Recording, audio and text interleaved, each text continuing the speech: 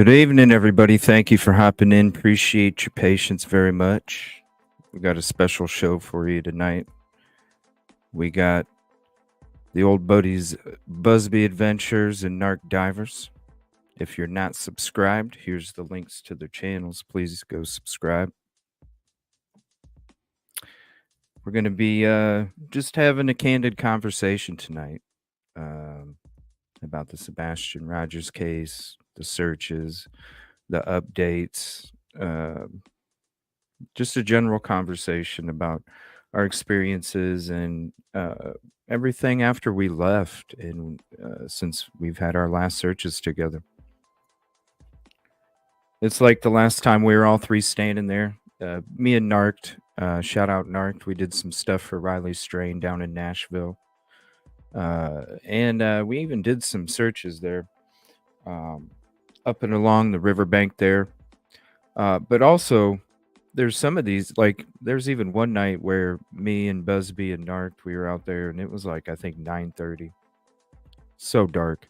Remember, this is earlier in the year when it got darker earlier.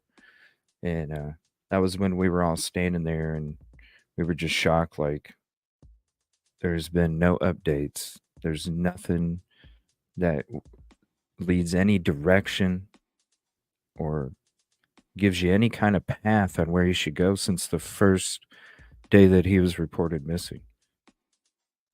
And it's just crazy with all the searches that took place before we got there, all the searches that took place for the 2 months that we were there, and then everything since. It's just like nothing. And then you hear of all the crazy things around Hendersonville too, right? Unfortunately, Miss Bostic, just to name, just so many, even the SOs down there, recently with that one too, being busted, being brought back to Tennessee. There's just a lot of stuff going on down there. And it's very unfortunate. So I want to say thank you to the guests, Busby and Narc Divers. Thank you for hopping in. Yeah, thanks for having me, man. Yeah, no problem. Yeah, for sure. Thanks for having us on. It's been a long time coming. Just need to address a couple things. Well, a lot of things. Right. Well, you've put out a couple videos here a couple weeks ago, and then you put one out yesterday, I think, right? Or maybe 2 days ago? I don't remember. Somewhere I was around live there. yesterday because I went to the dam, so the day before, I think. Okay. And you made a very good point, because we came across, it was that video where Seth was using Sonar.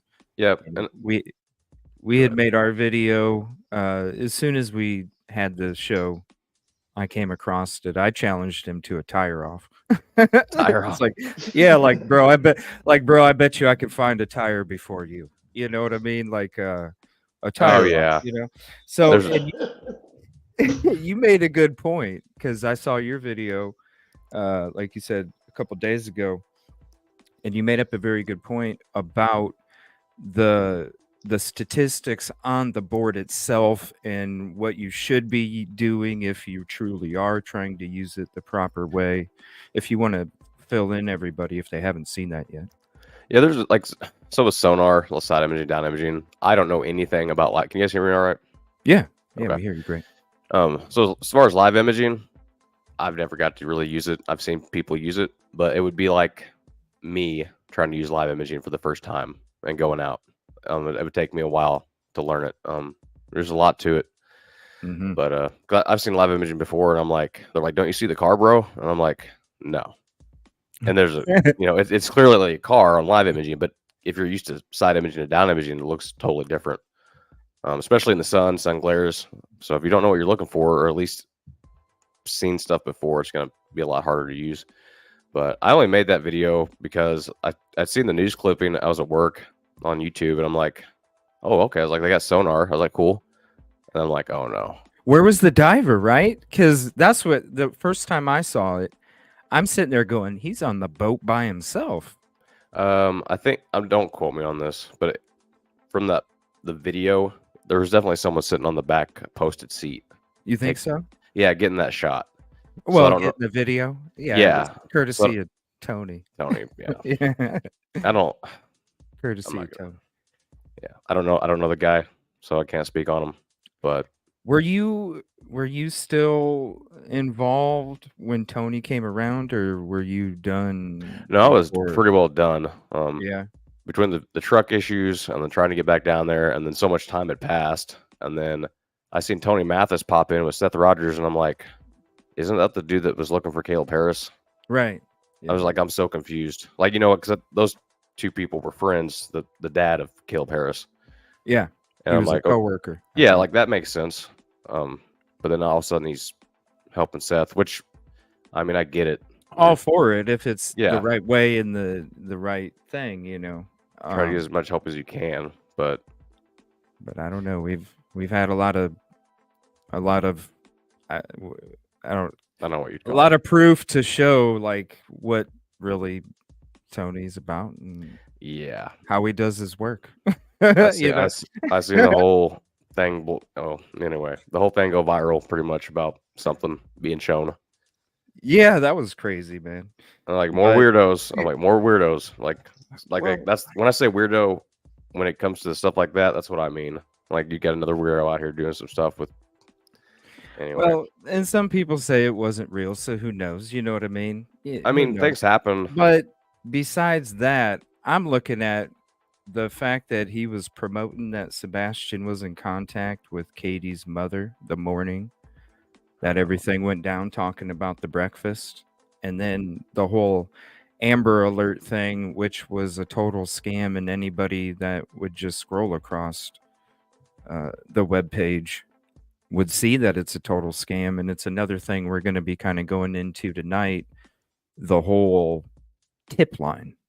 So I had to stop following the majority of the circus because I was like, the more I see, like, I can imagine being a parent of a missing kid. Like, thank God I'm not. Right. Like, it was, you know what I mean? Like, it was pissing me off seeing some of the stuff that people are doing. Yeah, and but that's like, the sad thing. I'm not perfect, you know what I mean? But nobody is. There's just certain triggers. Seeing what the people were doing or the lack thereof on other parts, not doing shit. That's the thing. Yeah, that's why I was like excited to be able to get together again tonight. Because really, when you look at everything, like before all the just toxic drama, chaos, right? We were out there before it was a popular thing, and so it's sad because I've seen all the circle searches and the fake I found it and just the lack of real effort for Sebastian, even from like the sonar on the boat, man. Like all of this stuff, that was a lake that we were trying to search 4 months ago. Right. 4 months ago. It was back in April. Right. Man, and to see, excuse me, to see what it has became since we left, right, Busby? It is sad to see it's the lack of real effort for Sebastian. And unfortunately, it's just become a bunch of clicks and views. Well, and I was going to say, drama. Like, I don't Alice channel, so I just don't do it. I will mention, you kind of hint, you know what I mean? But I'm not going to sit there and just put the full spotlight on somebody. So whenever I said the circle searches, I think some people got kind of mixed up thinking I was talking about Seth, which I was not. No, I was just trying to. No. Hopefully, I'm just hoping someone can guide him. And then also, he was a jailer, right? So you would think correction officer. Okay, so you would think there'd be. I don't know who he has on his team, but from the get-go, you would think that, like, full force, like his friends, like deputies, something like I know I haven't been in like the full-on public safety sector in a long time, but I guarantee you if something like this happened, my fire chief, friends of friends, like there'd be 100 firemen over here right now, like looking for my kid. You know what I mean? Like from that perspective, it's a brotherhood. Yeah, and like I wouldn't even have to ask. When it comes to stuff like that, especially a kid, right? But Right. I was trying to get to, I don't know that the county that he works for, but like that general area. You would think, with as much water as down there, like Right. there'd be somebody that has dive gear, a boat, sonar, and even if someone from the I'm from Illinois, so I don't know the exact like conservation police would be like, hey, I can unofficially come help you on my time off, and because a lot of the conservation officers that run sonar are rock stars. I mean, a lot of those guys, especially a little bit of the older guys, they were using analog stuff back in the day whenever I was coming up as a kid. And I'm like, what are you guys looking at? And they could point stuff out before we had near the technology that we do now. Mm-hmm. So, yeah, it's when it comes to all that water, man, I mean, hell, even us together searched a lot of water, and there is still so much more after that. You get There's a lot of water coverage out there. I mean, that one night places. we were out there. What time was it, man? Like 9:30, and this when we was hit the pole. Yeah, this. I forgot about that. I didn't even think about it. 9:45. Yeah, it was late. Oh, that was funny. That was funny. I forgot about that. Yeah, That was funny. and I saw some crazy stuff when you two were out of the water. Right. Yeah. While you were sitting there in the parking lot holding it down, man, making sure everybody was safe. Yeah. Yeah. Good thing I was in that parking lot too. I think something might have been missing. Oh, there was something going down. There was something definitely going down in the parking lot there for sure. Super dark. And that's why I'm surprised like the Cajun Navy didn't even get out in the water, because they were showcasing that big boat, man, that had the huge fan on the back and like the airboat looking deal. Yeah, the cool decals, and it's like, dang, this thing is awesome, and it was a showpiece. I don't know what happened with them, to be honest. They just left because they said they were getting too many threats. But the thing is at the time, because we all got the same threats too. Oh yeah. And they didn't start getting worse until later on, after the Cajun Navy already left. Now, not to say that we weren't getting harassed and followed, and we would have to lose tails. I mean, hell, even that one search, we were getting weird shotgun shots. Well, not shotgun. Someone sound like an AR-15. Sound like an AR-15 in different directions too. It wasn't even in the same. Those were definite high power rifle shots. It had to be an AR-15 in two different spots.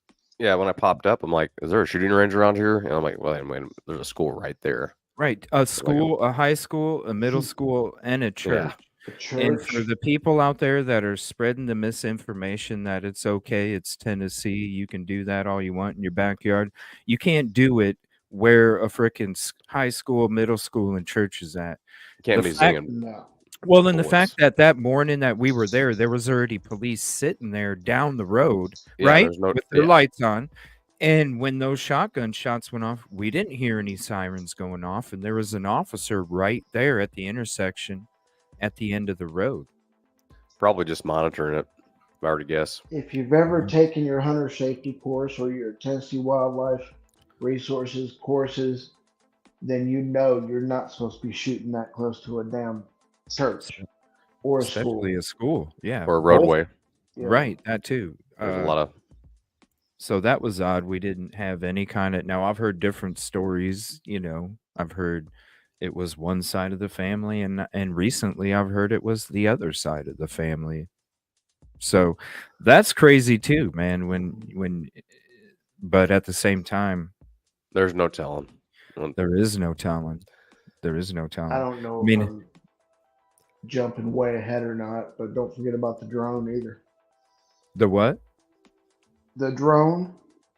Oh yeah, the drone. I forgot all about that. That was before the gunshots. Yeah, that's right as we first showed up, we were kind of separating, coming up with the game plan. I don't think it was a YouTuber. No, it was somebody. It was somebody that was over at the high school football field, which is where the shots came from too. Because those, if it was a YouTuber, it would have been put up on here, and we would have seen it. That's my assumption. I think it was somebody scoping us out to see what we're all about, or like what exactly we're doing. Mm-hmm. And that's why the gunshots came. Because every time that drone, because the batteries would only last about 15 minutes, because it'd be flying. I mean, and how close was it, Busby? Like there It at one almost point, came in my car. yeah, it was that close to him even. And then you would see it fly up in the air and then fly back in the direction of where the football field was at. Yeah, Same spot I Yeah, was where most changing, of getting the found up. gunshots. The first gunshots came from the opposite direction, and then the first few gunshots came from the opposite direction, which would have been the northwest direction of the pond. And then the other ones came Right. from the direction of the football field, which was the southeast direction of where correct. we were where we were at. And that's where the drone was coming from too. So I'm pretty sure it was whoever was scoping us out with the drone then got upset Right. enough to start because Yeah, because I the mean, drone stopped.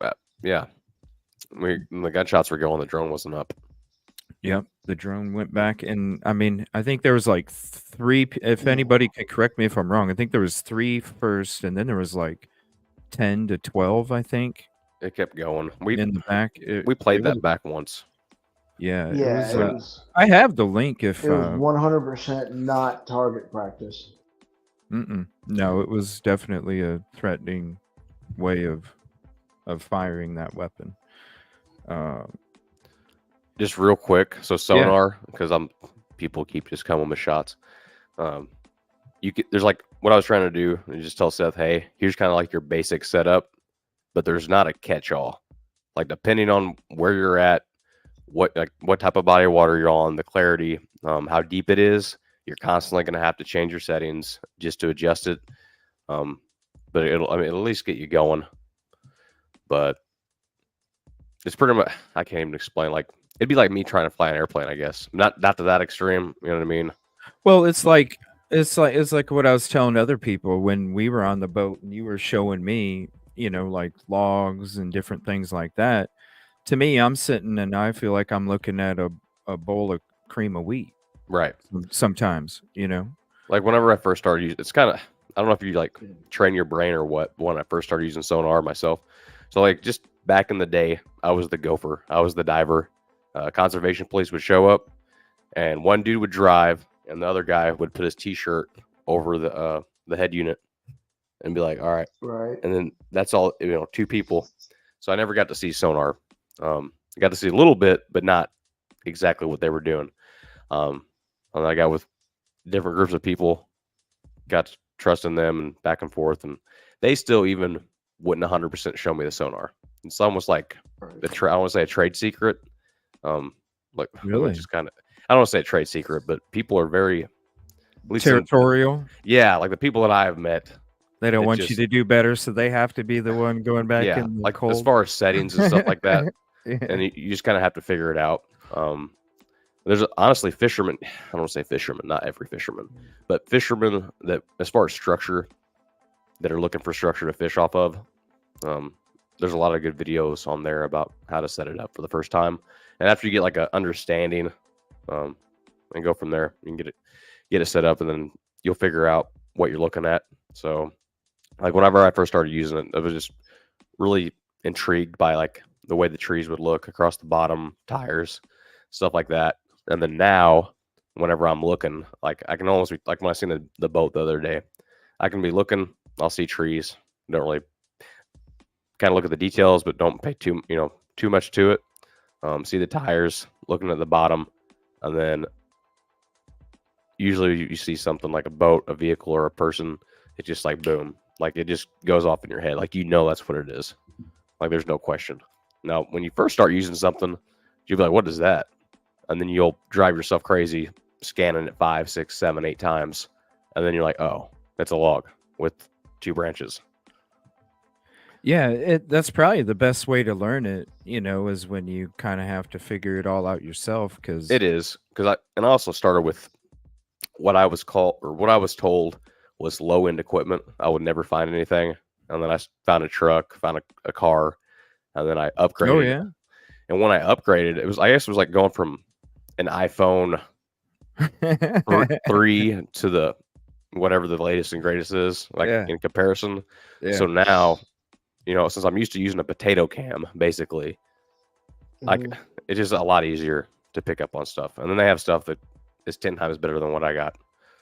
So I was Well, just I'm trying to get sure. Seth in the right direction. That's what I was They keep trying to coming get out at. with something new. It seemed like every other year, give or But- take. Well, and that's all. You know what I mean? Because if it's almost like, if you were doing the same thing, right, that he Yeah. was doing, you would appreciate it if somebody that knew what they were doing more reached out and said, "Hey, this is, because it's about finding him, right? Yeah, And 100%. if And it doesn't- somebody's not using it properly, Yeah, it's and good advice. they said they traveled 20 miles of river. If you're doing it right, so like say it's 20 miles of river. If you're scanning, it's probably at least 3 times that because you're going back and forth. It's probably a lot more than 20 miles. hmm So Yeah, he was searching. You remember Drake's Creek, that park? Right. We never got to search it. We never got to search it at all. I think we were running into an issue. We were going to, and we were running into an issue on where we could put the boat. I think we were going to have to put the boat like way downstream, if I'm not mistaken, because we had to get permission that we couldn't get. Oh, but which part of Drake's Creek? It's so like when you go into the park. Okay. And then there's that bridge, that walk bridge that goes across. Yep, I remember that bridge. The river. Yeah, remember it had like those fence looking things in the water. And the first day that I searched there, I was like, man, something's weird about those The fence walkway things. Yeah. CJ, And so you have a photo of you in the raft Yeah, at because that park. no, I didn't get in. Oh wait, I did, didn't I? No, I didn't get in at that part. that was a different portion. Yeah, that was further up north. This is more south where that walk bridge is at. That bridge that I went to is by the baseball field. The one you're thinking of, Busby. Yeah, this one's by the park. By the park where the tennis courts are at. Yeah, by the tennis courts. Okay. That's the part that had so like many those parks weird. around this. Yeah, but that's where it had those weird fence things, and that's where he was supposedly searching the creek, river, whatever you want to call it. On that bass boat? It's not that wide either. That's what I don't remember because I went to the pond. Okay, you could get down there on a bass boat. Yeah. I'm looking at it on Google. When they showed the bass boat and they showed on that news clip, they were over at Memorial Park. That's what I thought. Like the more populated area. It's a I don't remember the nautical term for it, but it's an inlet for Old Hickory Lake. Is what it is. Does anyone know what part of the Sorry. Go ahead. I'm sorry. Does anyone know what portion of the Cumberland River they searched? Here, let me see. Like if it was upper or lower? No idea. Like as far as the dam? It is north of the dam. It should be, but let me bring up a map just to make sure because it has been a while. Let me see. They said 20 miles, so let me measure the distance. I mean, I know where we were. That's 1 mile. But I don't know where they were. 5 miles. Oh, yeah. If they search 20 miles. Okay. 8. 20 miles at 3 miles an hour. Yeah. So from like the Drake's Creek Park to the dam, which I'm just trying to come up with like a guesstimate, is 10 miles, give or take. So from like the Old Hickory Lock and Dam, and then up to Cumberland, and then over to Drake's Creek, give or take, roughly is 10 miles. So I would assume that they went. I hate speculating because they could have went the total opposite direction, but yeah. So you got Lock 4 here, Cumberland River, Old Hickory Lake, and then the dam. Which is, yeah.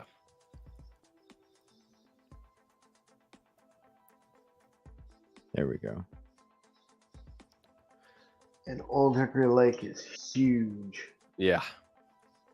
There's Because islands and there's woods and there's all kinds of bridges and all kinds of stuff there. I'm just curious to where they're searching because there's a vehicle. The bad part.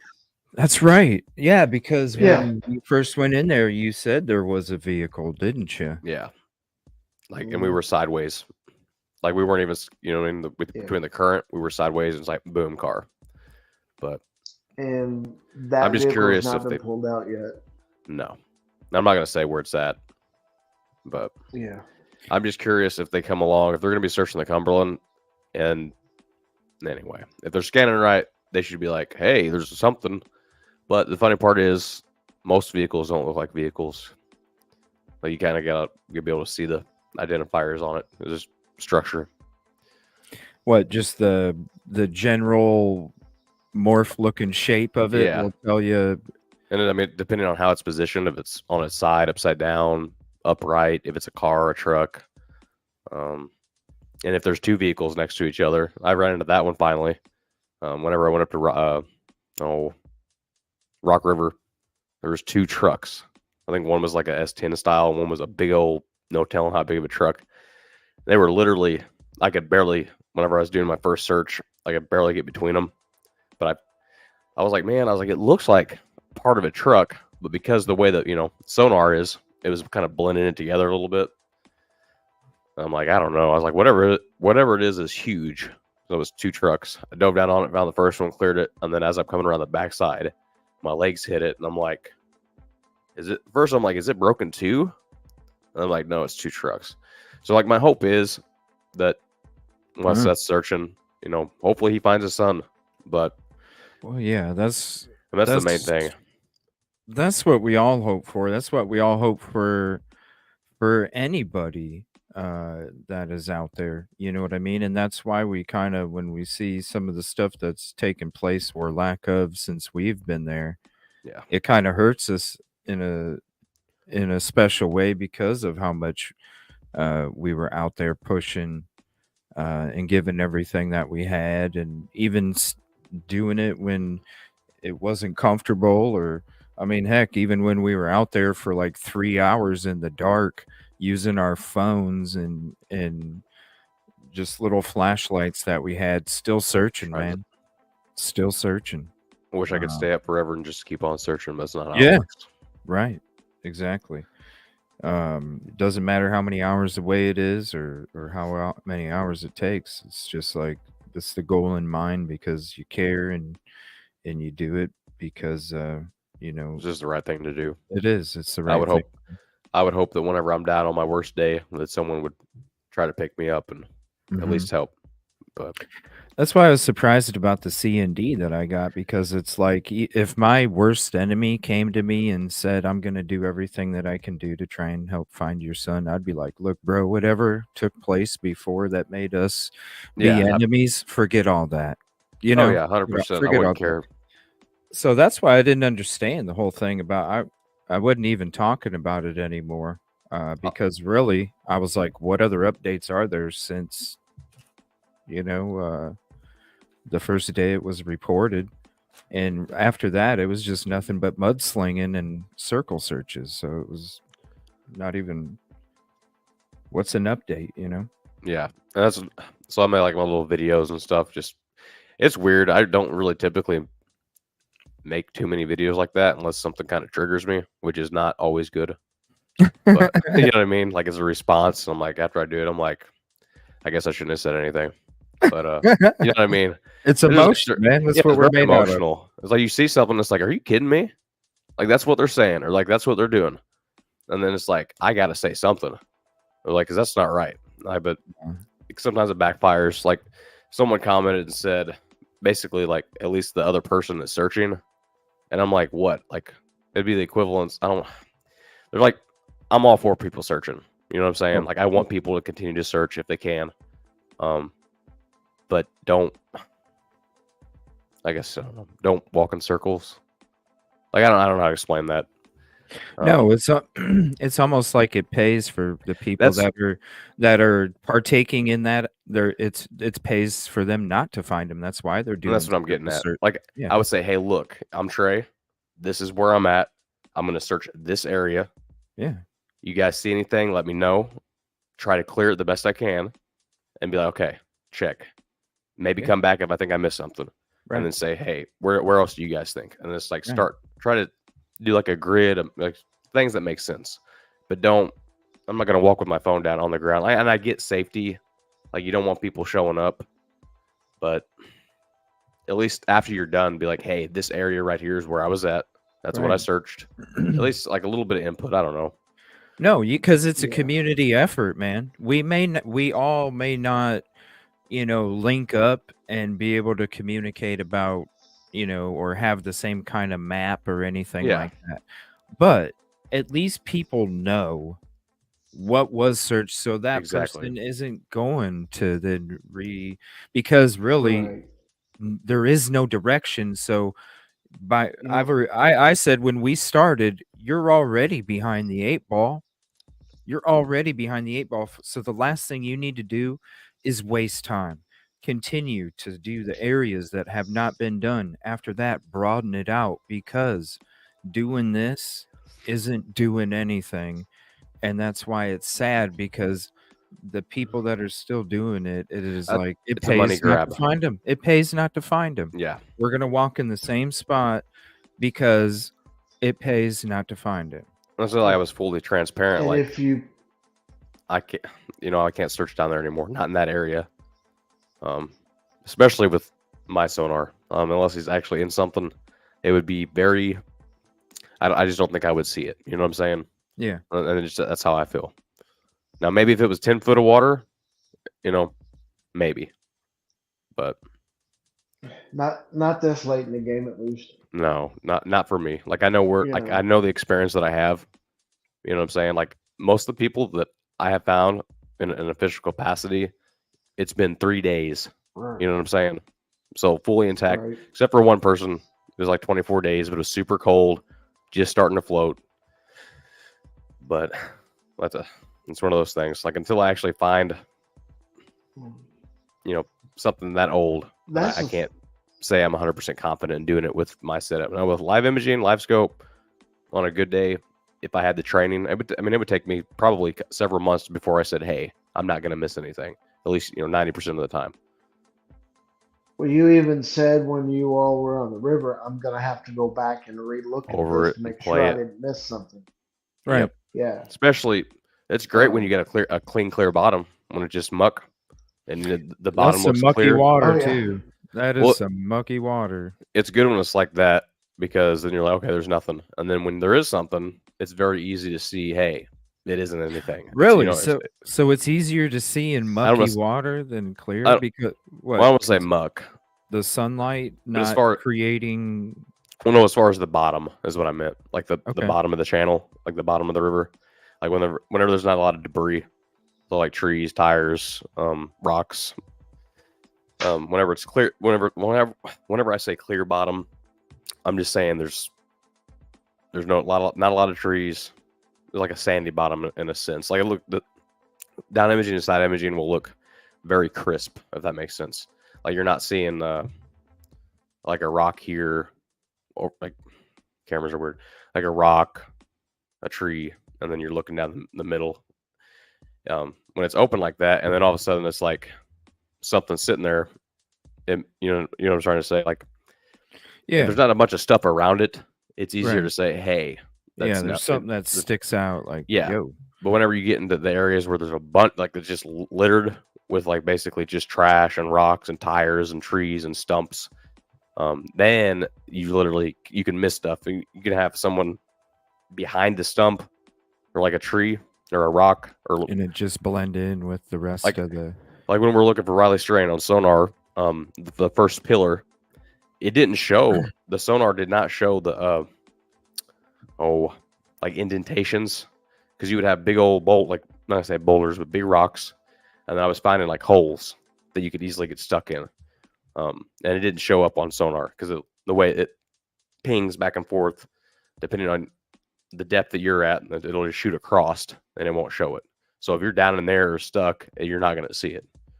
So Yeah, there was some spots too where there's a lot of tires, a lot of logs, a lot of trash, man. Yep. And it makes it difficult. I mean, you get if it took you 4 hours to scan, you're probably going to be looking at that at your saved images for at least 20 hours combing through it. Well, there's so much stuff on the bottom, and then you got to look at the location and all that if you do think you've seen something. So, you know that one lake that we were at there till late at night. First one, yep. And I thought I seen a person. Is that one that you would want to go back over again? Because that one was one of the ones that did have a lot of tires and stuff in it. It did have a lot of debris. Right. I know we scanned that one pretty good. I mean, how long were we there? Solid. For 6. I'd have to look, but I know that like there was one point where I was like, hey, like it literally like pops up and it's like, hey, you look like a person, and then after I got a good image on it, it was literally a log, I'll say a log, more like a branch, maybe like a smaller log, and then just like this, but you could see the branch off of it, and then there was, you know what I'm saying, like, but it took 3 different passes to get that image.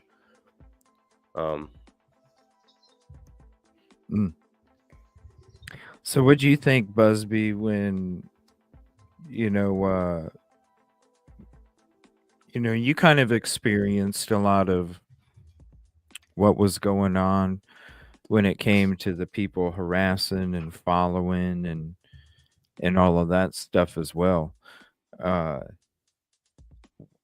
This is what I don't understand is when you're trying to look for a missing child and you have people that are coming from out of town to come help, people that aren't even local, people that are coming out of town, spending their own money, using their own fuel, using their own maintenance on the vehicles, using their own maintenance on the equipment, everything.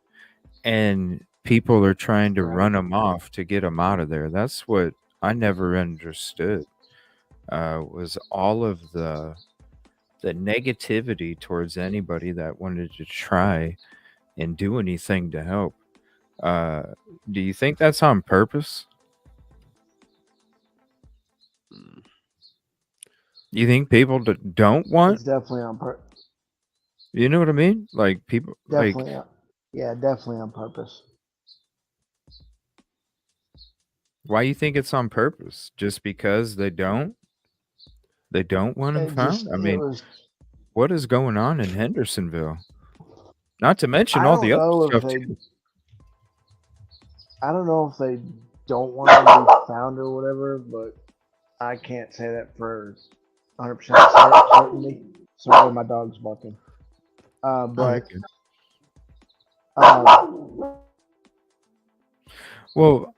I don't know. I'm just wondering, why would they be pushing people away to help? When does that happen? I go to these other communities. How I'm in South Carolina, Myrtle Beach, doing, there for the protests for Micah Miller, bringing awareness to this stuff, the crap laws for females in that state, and all of this different stuff. I'm telling you, every community that I've gone to before or after has done nothing but show me love, appreciation, support, and 150. I don't understand. It is weird being go to most places welcome you, and then other places just don't want you down there. It's like it almost leaves like what you're talking about. A bad response. Go ahead, Trey. It almost looks like like you're waiting for a bad response from people. Like whenever you do show up, because of the way, like something negative, like the way people treated you in certain areas. Like whenever I went to the Go Help the other day, like everyone was just like, yeah, come on in. I made friends with, a police officer, and he was like, hey, it's like if we get a call out for a water rescue, he's like, we exchanged phone numbers, and it was like boom, boom, boom. There was no like, oh, who are you? We don't want you type of deal. It was just like, yeah, well, you got a boat, you got dive gear, come on down. They're just opening. It's weird to go in different communities and then be treated well 95% of the time, or at least like hospitality, like humbleness, like, you know, we're happy you're here for, you know, to try to help. I didn't really feel that down there, but except for the people we're working with. Right. Yeah, the people we were like, because we were all about the same thing, doing it the same way, about the right thing, doing it the right way, and so Right. we were a collective force together. That's why I think we still continued to work together. You know, when it was just us three there at the end, and then you know we're continuing to hang out and communicate and still stay in touch because you know when there's special people out there when they're willing to give of themselves to go help somebody else. Those people are very special and rare, and so you want to surround yourself with those people when they're about the same thing, and that's why we are surrounding ourselves with each other. Um, so when it comes to this, uh, the theory, you know what I mean? This is the reason why I brought up and I was asking when you're talking about the circle searches, Yeah. they don't want so and so found. What's when the money in a messed up in a, I don't even know. Well, and then I bring it up about when we were there in the harassment and being pushed out of there. Well, some people didn't That's believe another, us. that's another thing, Some you people were know? saying that nothing was going on. There was no one harassing us. There was no one following us. And I'm like, you go, like, come out here for a little bit, and then you'll figure it out pretty quick. Yeah. Well, the last couple days, I was showing their vehicles on my camera during my show. I'm like, I'm I not doing wished this. I wished I had a rear facing camera that day. Yeah. You could tell people were following you. Yeah, I mean, the last day I was there, I had 5 people following me, and I had to ditch tails. Uh, that's what I'm saying. And so when I'm bringing up about the circle searches, I'm bringing up about you have people coming out of town I've seen so come many. help, and they push you away. Yeah. What's your theory? What's your guys' theory? Like, On that part, I mean, I can't say it's a theory, but I would just say people that do that are ignorant. I don't know. I just can't come That's up a with a good good way to put it. explanation. Just ignorance. That's a good way to put it. Except for immaturity. except for those like doing the money grab, and that's how I feel about it, and I won't take that back. That's just my No, opinion. I won't either. I mean, that's why I came. It's the whole reason I came up with the hot dog steak. That's where it came from. That's where the hot dog steak came from. Speaking of hot dog steak, let me throw that guy up there real quick. Hey, hot dog steak. Right? That's where the hot dog steak came Great. from, was because of all of it. Because of the fake searches. Because it's like I tried telling people like, yo, If someone these- deletes a bunch of stuff that they've done searching after the fact, right. I don't know. It was a cool narrative to blame me for some reason, and I don't even know how that came about. Don't even know how that came about. But it's like you know, that's why I tried giving people a heads up back then. These are hot dog steaks, y'all. And it's it's not look, I can give you a heads up. It's up to you to think for yourself so you don't run yourself into a rock. Yeah. You know, you got to walk for yourself. I can tell you the rock's there to help you avoid it, but it's up to you if you run into it.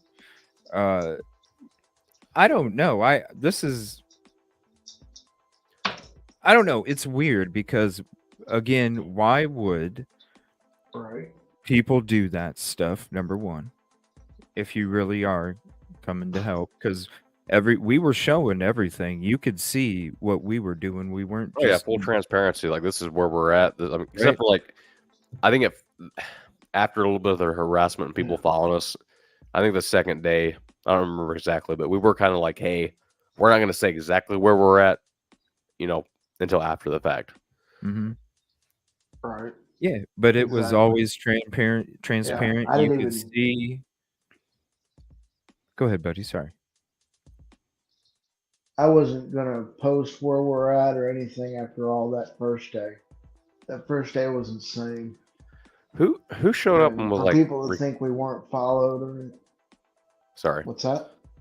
I don't remember. Didn't someone like record us? I never seen the video. Like someone recorded us. Yeah, Like, when we came out of a couple times actually. One time, and I bet you we were recorded with that drone too. But the first time I think, oh yeah, for sure. The first time I think was when we were coming out of the boat ramp, and in the parking lot, you could kind of turn and go like this, and somebody had said that they saw it, that was, one of the family members' parents. and that's what I Uh, thought, and I'm like, yeah. why would you be wasting your time if Why anyway would people be not if it, wanting you to help, if sir? a kid's missing, Let's but you're gonna go out of your way to record us and be like, you know what I'm saying? Like, I don't know, it's a psychology thing, but They want to see where we're at and see if we're close to what they're trying to hide or not. In something. my opinion. Mhm. So, and then you look at the other odd things that are going around there, right? You see, this is another thing when it comes, at least if you're not doing circle searches, you can find some of these other victims that are being found in Hendersonville. Dude, that's Because when utility workers are finding people off the side of the road in Hendersonville, listen, if you stop the circle searches, you could actually help, maybe, because I don't know, maybe it seems to be some kind of problem down there, because there has been a lot of that going on there recently as well.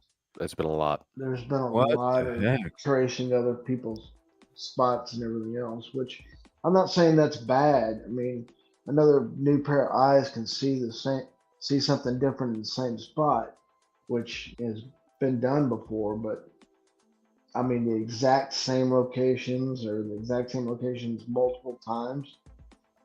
I don't understand why they're not going to new locations, you know what I mean?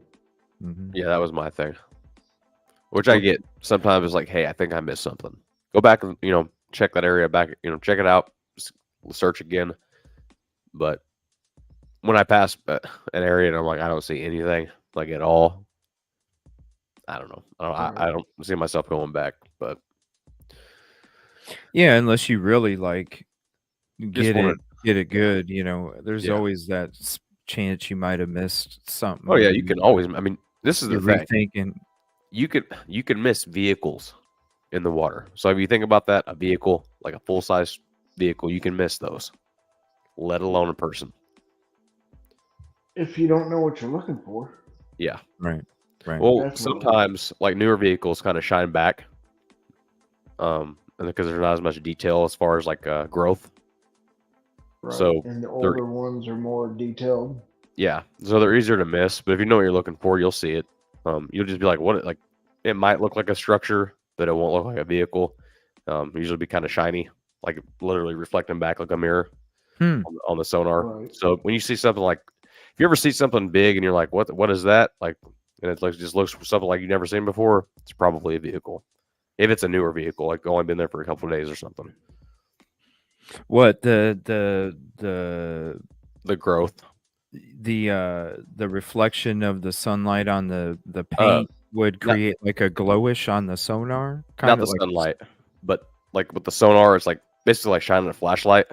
Yeah. So if you're hitting a car with a bunch of like growth on it, it's gonna be solid, and you're gonna see, you know what I'm saying? It's gonna paint like a solid image of. Oh. I don't want to say it's gonna look like a vehicle, but if you know what you're looking for, you're gonna say, oh, that's a vehicle. So but if it's clean and it's shiny, Right. the sonar, which is not really light, is gonna hit it and bounce back at you, and it's just gonna be like a pop, right? Give or take. And then sometimes you'll see part of the vehicle, and then it'll be shiny. So.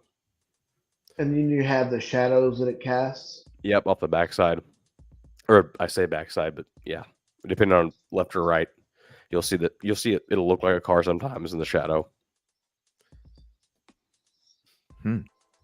There's a lot to it. Oh, I'm sure there is. That's why I was like shocked when Seth was doing it himself. And if you're scanning too fast, it can stretch that image. So if there was like a vehicle or a person, it'll literally like stretch it, And if you're going too slow, it'll like push it together. If that makes sense, as far as the sonar is concerned. So you got to hit that sweet spot between, give or take 3 and 5 mile an hour, which my sweet spot on my sonar is typically, I think it's like anywhere between 2.7 and 3.3. It usually shows a pretty darn good image. Just like people be like, you're going too slow. You don't know what you're doing. But anywhere between 2.7, 3.3 for me, my sonar produces a pretty darn good image. And I'm sure it varies, depending on manufacturer. Well, yeah, right, and how different you have your setup. equipment. Right. So the speed can differ, unless somebody's using the exact same model of the exact same equipment, And it's set up the exact same way. Right. Exactly. The speeds can definitely be off, especially when you're talking about that minimal type of speed. Because really, when you are only going 3-4 miles, most of the time you're not even having the engine on. You're kind of depending on the If you're going current. down current or not. Right. You could be typically coasting most of the time. in river, I get a better image going upriver because I'm in my controlled momentum, if that makes sense. And if you're going downriver, typically rivers are going 3-4 mile an hour anyway. So you're just you're going straight, but you're kind of floating. Lost my train of thought. Oh, you were talking about it's better to go upriver, upstream. Yeah, you're better to go upriver. At least for me, I get a better image because it's not like smeared or anything because you're controlled. So if you're going down current, you're kind of just drifting, in the back end of the boat, just enough. But I was going to say, I forgot to tell Seth this. So the transducer, when you're the boat's under power, so like, I'm not sure how I'm looking on camera. Yeah, it's going to be all messed up. Anyway, you have to, depending on the size of your boat, the weight of your boat, and it varies, like current, you have to have your transducer at a certain pitch, depending on how your boat hull rides in the water whenever you're under power at 3 to 5 mile an hour, give or take. Because you don't want to be under, because this transducer will be up, and you don't want to be too far down because the image isn't going to be right. So there's a lot to it. I can only imagine Tony Mathis out there on his bass boats, saying, I got $20,000 worth of sonar equipment and we're going to find your boy. I met a dude before, and that's what kind of triggers me. We were looking for a person. It was private. It was a private lake, and the roadway went right by it. And the guy was like, "What are you guys doing?" And we're like, "Hey, we're trying to get access out here." He's like, "It's only 6 foot deep." He's like, "There's no wehicle in there." Well, dude, we've found vehicles in 4 foot of water. You know what I'm saying? And then he said, "I've got all kinds of." He said he had over $10,000 worth of electronics on his boat. He fishes every day. He's like, "I would have seen a car." So then we're like, "Okay." We're like, "Yeah, all right, man." So we're like kind of chilled out, and we're like, "What is that?" He's like, "You're saying that's a car?" And we're like, "No, that is a car. Like, these are cars." And then we're showing different variations, and he's like, you could tell, like, he had no idea what we're talking about. It's that big Cajun Navy boat. Yeah. Well, and this is the thing, like, he didn't take into account for I was gonna say he didn't take into account for all the muck underneath there either. Oh yeah, like how it can settle down in the muck. And then kind of harden up just enough. So if you've got 3 foot of muck and you've only got 4 foot of water, that's 7 foot. Well, exactly. Once it settles down into the water, then that's like people, it can still hide it. Oh yeah, and people were saying the pond was for show. I'm about it makes me want to flip my table over. That pond was deep as shit. Not let alone the water that was above it during that time. Anyway, it's nice to be down in the muck, and you're probably gonna miss it. I mean, if it's way down in there, because it blends in, really. Yeah, the zone. I mean, I know 100%. Just like with the holes, that it just goes across. Now with live imaging, I don't know. I don't know what that would look like, but well, and how good can you do so? How good can you look at the sonar if you're standing behind somebody sitting at the seat looking at the monitor? I would, yeah. Right. So if for you're- the people that want to say Tony was reading the sonar, no, the person behind the monitor is Yeah, supposed gotta to be be the one and then reading the glares. sonar. You would be surprised, the pitch Right, of your right, sonar. right, right. What you can't like, depending on the sun, you position it down and be like, oh my gosh, that's a lot better. I You've been mean, looking at it all day like this. it's not like you have a crystal clear monitor to the bottom. You have to sit as close as you Yeah. can in order to see the small little, the small little dots All that details. really do pick up the picture because, like you said, a tree could look like a body depending on how many, you'll Yeah. see something, and that's a lot of the times you'd be like, hold on, we're going to go back through this a few more times. And sometimes we would spend 10 minutes in one spot just going up and down, just double checking. Just to make sure, because a higher Right. frequency sonar, each sonar is different, but higher frequency tends to show a more crisp image. But I think in deeper water, you lose that clarity. So you technically want to use, I could be wrong on this, but you technically want to use the lower frequency, not as high if it's like really deep water. Because it can't penetrate. I guess it can't penetrate as deep. How deep does yours go, the sonar that you have right now? It's not actually pretty good. Let me look it up because I don't want to lie. I think it's like 150 feet. Wow, that's pretty far, man. Because considering most of the lakes that we were searching out there, I think the max was what, 40 feet? It got 30 to 40 feet at some points, I think. Yeah. So it wasn't even At 150. that boat dock place we went to. Yeah, so the fact that you can go 150, that when you're looking straight down, you have a great, a great clarity when it comes to looking at the bottom of like a 30, 40 feet, right? Or does the close affect like really far away and you almost kind of need a in between to balance out?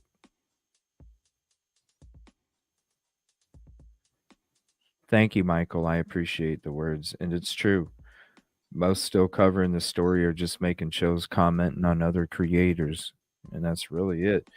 That's why it's heartbreaking, when you see when you know what we were given and how we were pushed away when we were the only, in my opinion, we were the really only true people out there given 150 for Sebastian. So I don't remember the exact. I know it's over 100 feet. It will. So let me it will read past 100 foot deep, but I can tell you the clarity of that is not going to be near as good as 40 foot deep. It's going to get anyway. It's going to be less of an image as far as the clarity. The deeper you get, just like the further out you scan, one side imaging, down imaging, is going to be like that. The same thing. It's going to be less detail. Well, and most usually, probably most rivers or lakes you go to probably aren't that deep, right? Most got what? The deepest one I ever hit was underneath a bridge in Grand Tower, Illinois, and it was like 100 and something foot deep. Yeah, I'm like, even if there was something down there in the Mississippi River at 100 foot, it's not like mine's not going to be able to say, hey, that's a person, not at 100 foot deep. Looks like maybe. there's a lake that's in Tennessee called Center Hill Lake, and it's 80 to 100 something feet deep. At 100 foot, a person doesn't come back up, no matter how much they gas. Oh, all the undertow and everything, right? Yeah, way down at the bottom. Now, I think in current, there's a chance you'll come back up. But if it's just like a strip cut or something, 100 foot deep, no current, your body can't gas enough. Even like if Just you're pressure. Oh, it's not gonna. You're not gonna be able to come back up. Yeah, the pressure from gravity, basically, and then the water molecules pushing against your body. When it comes to the pond and lakes and stuff like that, this whole, I was bringing it up a couple days ago to people because people are asking how I got into searching for Sebastian, and I was letting him know I was down doing searching for Riley Strain down in Nashville. And the last day that I was down there was like the third day people were screaming for me to go up and start searching for Sebastian. And the last day that I was there, getting my GoPro footage to show everybody that what is being reported wasn't making sense when I took you guys down on the riverbank and showed you how it wasn't possible somebody's going to fall off and fall into the river. Just to give you a different perspective, because when you're looking down, it definitely looked like he could have fell off and went into the river when I took you down. 100%, man. When I was at the top 2, I told News Nation I was looking, and I was like, man, if you go over this, I'm like, you're going straight in. And then we got down there, and I'm like, well, okay, I changed my, I wish I could have redacted what I said, but I was like, I don't think you would make it all the way into the water. Like, you'd really have to like bounce and keep going. Like the way the bottom was, which I don't know exactly how deep it was at that point in time whenever he went in, because you could see the water line. But I think you would definitely get some momentum, right, going down over that edge. But I don't think you would just enough where you would float off. It was so straight. I think you would hit pretty far, like just go down. But I don't think you would go at an angle into the water. Mm-hmm. And there's another 5 feet of rocks where there's barely just a couple inches of water. So like, even if you do hit the water, you still have another 5 feet where you're not being pulled off into the river to float down the river. That was the same day. And thank you again for helping us out with going back down there. That was interesting. It was crazy, wasn't it? The way that we were getting treated, huh? What kind of boat is it? What kind of boat is that, man? There's everything. The people on the shore and the people on the boats, right? As soon as you said that, I'm like, you said they're going past 3 boats. They're coming right at us. Yeah. I'm like, oh, that's the police. Yeah, it's that thought process. Always 360. Always 360. But that was the same day that search hit came about the dog hitting on Sebastian in that part where it's closed off because of the military. So that's where that supposed dog hit was, and that's when they were like, oh my gosh, that same day. Oh yeah. That's when everybody was saying they found him. And it was all a facade. Right. It was. So do you think the scent trail to the retention pond was a facade? I have a video I wish I would have sent you, just to try to get perspective on how dogs work. And this would have been my dog that's now 8 years old, who's a puppy, whenever he was literally like first learning on how dogs track. And I'm not a dog handler, but I wish I would have recorded more back in the day. I know a dog, like, typically if there's no scent to follow, the dog's just going to be like, what do you want me to do? Like if you're using a scent article, like I drank from this cup, and you give it to the dog and say, hey, like whatever your command is, the dog will get perky, start searching, and then if there's nothing, usually the dog's like, what do you like? They're not going to really go anywhere. Right. Depending on how they're trained. Some dogs are trained to say, hey, there's no one out in this woods. But if it's a scent and you're wanting them to, follow a trail or track and trail, I mean, they'll get to work if there's a scent. But if there's not, typically dogs are like, they might like kind of scan out a little bit, depending on the dog. But like my dog would just look at me and be like, what are we doing? So I still don't know. I would have had to been there. I can't imagine 5 dogs, or how many dogs it was, going the same way unless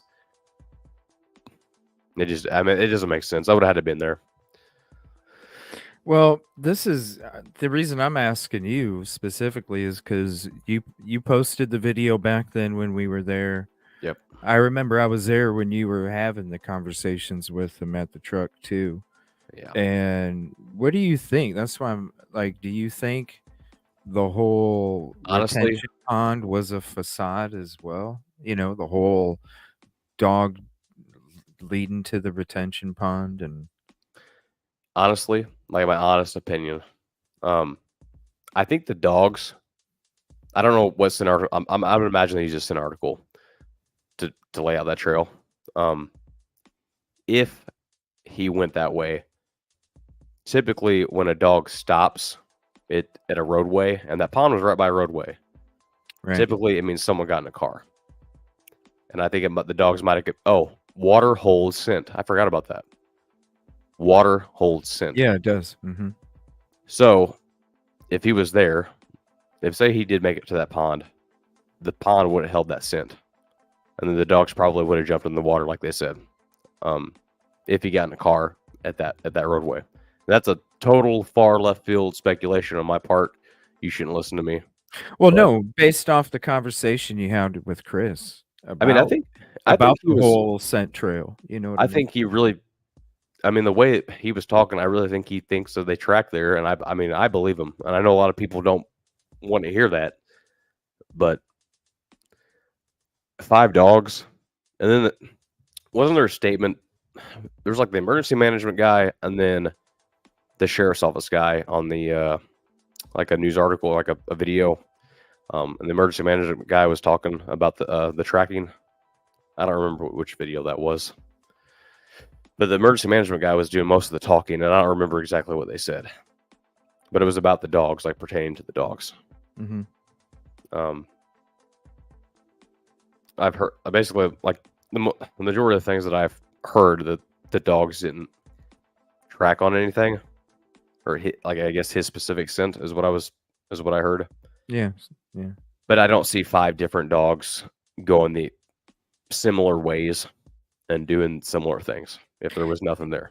Do you think that was blown out of proportion though? Because I wouldn't see Hendersonville having that many dogs, and why would you have that many dogs out at the same time anyway? Because you're trying to not have That many people. other people or other animals around that specific dog because it will throw off. It can. And Typically you don't want anybody showing up except for the dog handler, right. and you don't want any other dogs either. You want one dog, because I mean it can mess it up. Focus. And another, just like experience, there was a young man was last seen in an area near a pond, and I don't know the first responders. I don't know exactly all the details, but they sent out several dogs too. It was cold out. I think it was like February, January. He was like half a mile into the woods, and none of the dogs hit. None of the cadaver dogs, none of the tracking and trailing dogs, none of them hit. So, and they searched that whole area. So, and he was pretty close by. So dogs are great when they're great, and they're not so great whenever things aren't working out so good. Well, and it also depends on the person that's handling them too, because they may not be experienced or trained properly either. You got to let the dog work. I think most canine handlers are probably pretty darn good as far as reading their dog. Whenever I first started working with my dog, I told my ex-wife, I said, "Hey, go here." You know what I mean? We're in the training phase. I just want to know in the back of my head where we're going. Well, we got confused on communication. My dog tracked. She got the wrong pavilion. So my dog tracked. He got to the roadway. And I'm like, all right, cool. He's like on her track, like 100%. He stops in the middle of the roadway and comes back and is trying to go a different way. And I'm like, oh, this is not going to end well. So I tried to correct him. I was like, no. I was like, come on, buddy. Like, let's go this way. And he's like, he would start to follow me, like what I was doing. And then he was like, no. He literally sit down and wouldn't get up. He was like, no, we're not going that way. Like, we're not going to do it. And I'm like, what is wrong with you? I was like, come on. And finally, I'm like, all right, I guess I'll just let this play out. I was like, all right, find her. And then he went like basically a 90 degree. We found her underneath the bleachers. And I was like, I thought you were underneath these bleachers. So dogs are pretty smart if you let them work on their own. Depending on the handler, depending on the dog, you can definitely get dogs to do things unless you never want to critique your dog, is what I'm trying to get at. But I think most handlers know that, especially nowadays. Yeah, you let them do it. You let them lead you. The dog's doing the work. You get them started, and then you just let them work. But I'm not a canine handler. I'm just No, I was just asking you regarding your impression based off of the conversation that you had with Chris about it when we were all there, because he was pretty much the one that was focused. on that pond. That was his main focus. And the thing is, if law enforcement told him, I don't know the full details. I don't know if he was really with them. I don't know if they told him that.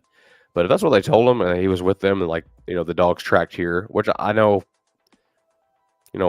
working with the guys, like if he's cool with them, they're probably going to be telling him all kinds of stuff, especially at the very beginning stage. Like, we want to help you find your kid.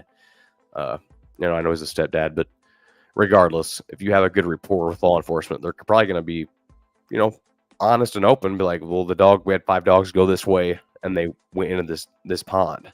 Like, what do you think? Like, does he play over? There's no telling how the conversation went, but Oh, I'm sure they did their best too. yeah, They went to all the houses. They were trying to collect all the cameras. I mean, and you see, it seems to be that that's a problem in that area because of the other stuff that's been going on there too, that's a just big problem. recently. Yeah, so I'm sure they have their hands full on a whole bunch of these things happening. I mean, even not the part where people are passed, but even the runaway situation as well. It just seems to be like, what is going on? So, I like, kind of this is going to be in left field. I'm going to make a lot of people mad. So I speak for me. I don't speak for CJ. I don't speak for Busby. But in my honest, humble opinion, like gut feeling, I don't think that Seth or Chris had anything to do with Sebastian's disappearance. You know what I'm saying? I don't think so either, man. Like, I just don't see it. Chris and Katie are both prior military. In my opinion, and this is all on me. Yeah. The way they act, the way they react, the way they talk, the way they present themselves is going to be, in my opinion, 100% different than most civilians. Than the way most people are going to respond or react to like trauma or a missing kid. I react different than most people. I've been told before that I don't give because sometimes I don't show emotion.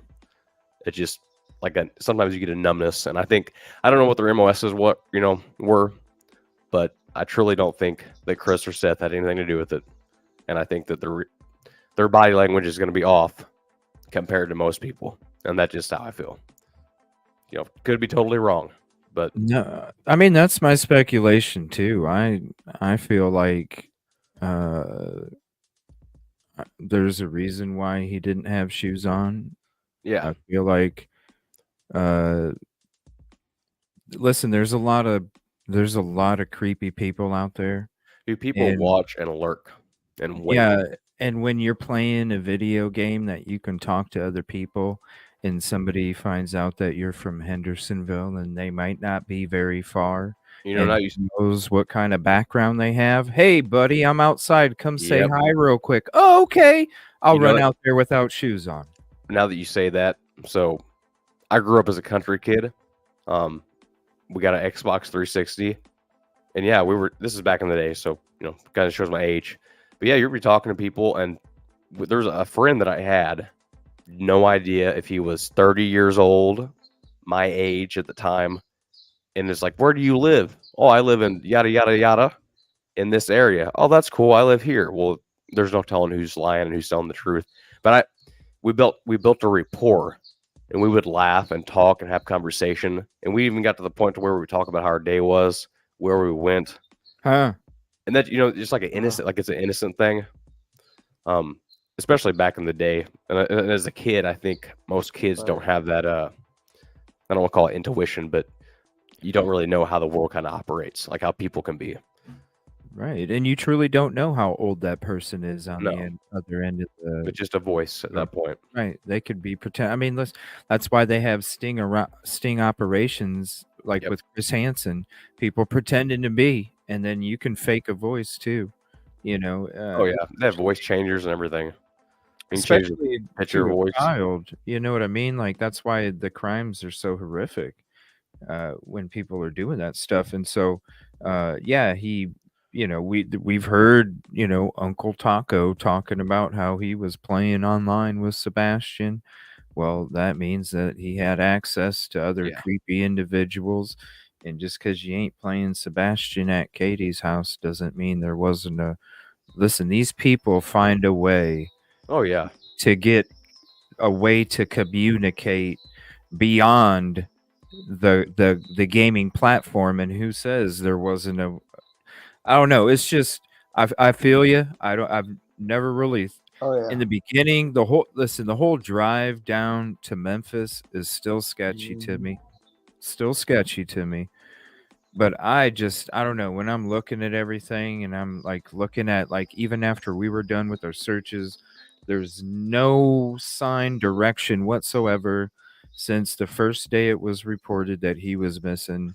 And the only thing that you can think of is that he had to have been taken. It's that variable. Where's the sock if he it's- walked away? Yeah, it's kind of like whenever something happens to the wife, everyone says it's the husband no matter what, and like I won't say no matter what, but most of the time, Yeah.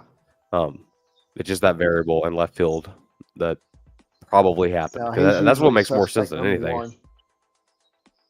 Yeah, every Well, time. what do you guys think happened? I gave you my theory. I think it was somebody that lured him Showed up. and manipulated the situation. Yeah, and that's why you haven't even, who knows? What do you guys think happened? Like, what's your guys' theory after all this time and everything that? I think my biggest question would be: is there any way to know if he was online that night?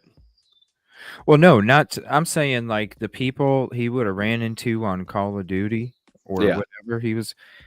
Who says that Oh, there yeah. wasn't some kind of device or email or something? I mean, listen, he had his tablet from school. There's probably a way. Hey, do me a favor, message me on this so we don't have to wait until you're back at your dad's to talk. Right. Right. You get That's what I was gonna access. say. Yeah. Right. So there was a That's pretty thing cool. where it was like he got a message at Katie's from whatever. Maybe it Okay. was a school tablet. Who knows? Could have said I'm taking out the trash, and the person was there waiting. But When there's no telling. These guys when are I was sneaky. 15, when I was 15, I did all kinds of shit behind my parents' back. Oh yeah. You know, that's kind of a normal 15-year-old thing. Yeah, completely normal. Little defiant, just a little bit. You know everything. Yeah, going outside late at night, different Yep, things 10 like o'clock. Everybody's asleep. Yeah. that. And with the way that they have apps and stuff these days and the way that they can communicate, when it comes to the internet now, who says that these people that do this kind of stuff they have their own special little clique and they know what to do, what to use, how to get away with it, all this other stuff. So who knows? Maybe LE came across a weird, but they couldn't pursue it anymore because of the technology and the way that they are able to do these things. Hopefully, any electronic devices before they even turned them on, they imaged all those drives. Well, they still haven't gave Seth the PlayStation back yet. Right, chain of custody thing. They probably don't plan on turning it back until they figure out what happened. If they haven't turned that what back, more could you get off of it though? There's a hard drive. What else could you get off of it? You would want to keep that intact though. So basically, I know with computer forensics, like say I come to your house because of whatever. If you have your laptop on, you would want to keep it powered up. I would image your device. I would not touch your device unless I absolutely had to, as far as like trying to log in. You would image the device, the drive itself, if it's not encrypted, and then never touch your laptop as far as like the evidence itself, if that makes sense. So then you would take the image, then you would work off of that copied image, if that makes any sense. So that way you don't like corrupt or I don't want to say evidence. Yeah, but they gave the Proudfits theirs back. The console? A long time ago. Unless there was more on the other one. I don't know if it. That's why I was thinking like. I wonder if we had two accounts. I wonder why. That is weird. Why the play? Because that's the one that would have been playing online. The Switch, you don't need to be online for the Switch. PlayStation, if you're playing Call of Duty, everything, or most games, you need to be online. Yeah, You need to be online in order to play it. What do you think, Busby? What do you And think? people can remotely turn on your camera if you're at a laptop. Even if you turn your camera off, people can remotely turn on your camera and see what you're doing or where you are, what you look like, and everything. They did a test. So that's Most cameras have a what's light. that. I said there was a test done. Like most cameras have a light as far as like hardware. Right. There's an indicator saying it's on. It's hardware. Uh-huh. So when there's power to the camera itself, I assumed that no matter what, if someone powered it on, you would see that light. That's not always the case. Like they can actually turn it on without you. Yeah. No. That's why I don't Yep. even like having TikTok. I don't have TikTok. I had it. It's gone. I Too much. had to make Yeah. it just because that's how a lot of the people for Find you. the Justice for Micah communicate is on TikTok. So I went ahead and made one for that purpose. But other than that, yeah, I wasn't. There was the TikTok thing was like, eesh. Yeah, please let's not mention other creators in chat. I'll be deleting them as you type them, but we're here for Sebastian. And so if you can't be about Sebastian, there's really no reason for you to be in here tonight. There's plenty other shows that you can go watch. We're not the only one that's live. All you have to do is hit the home and then hit the live, and then you'll see everybody else that's on tonight. This is about Sebastian. This is ridiculous. You know what I mean? Like, yeah, we're it's sitting here even 100%. just discussing this, and there's people. It's 100% about Sebastian, and we're trying to figure out what's happened. Sad. Just how my thing is, how did he leave the house? If that makes sense. Like Well, how? there's no forced entry. Right. Nothing's broke, no damage, nothing like that. There's so it wasn't nothing on footage. It wasn't like an invasion or home invasion. Camera. Just to backtrack a step, cameras are weird. I don't know anything about like the doorbell cameras or anything like that. Never messed with them. We have a lot of cameras at my work. Depending on how they're set up, what depends on how much is recorded. You can set them to constantly record no matter what, and then if they're set to movement, sometimes you'll see like there'll be like 5 hours and like a gap in time, but then you'll see like the beginning. Say you got, I don't know, my screen here. Let's just say this is a yard. So there'll be a gap for 5 hours because there's no movement, right? And then you'll play back the very first portion of that clip, but the person will be like walking. That's so weird. Walking over here, and they've already made it like halfway through the pan of the camera, and so you missed out on like 5 seconds to recording. So I don't know how those are set up. But well, I have my security here at home where every nook and cranny's covered, and as soon as somebody's not even in my yard, it starts recording them. Then you have it set up good.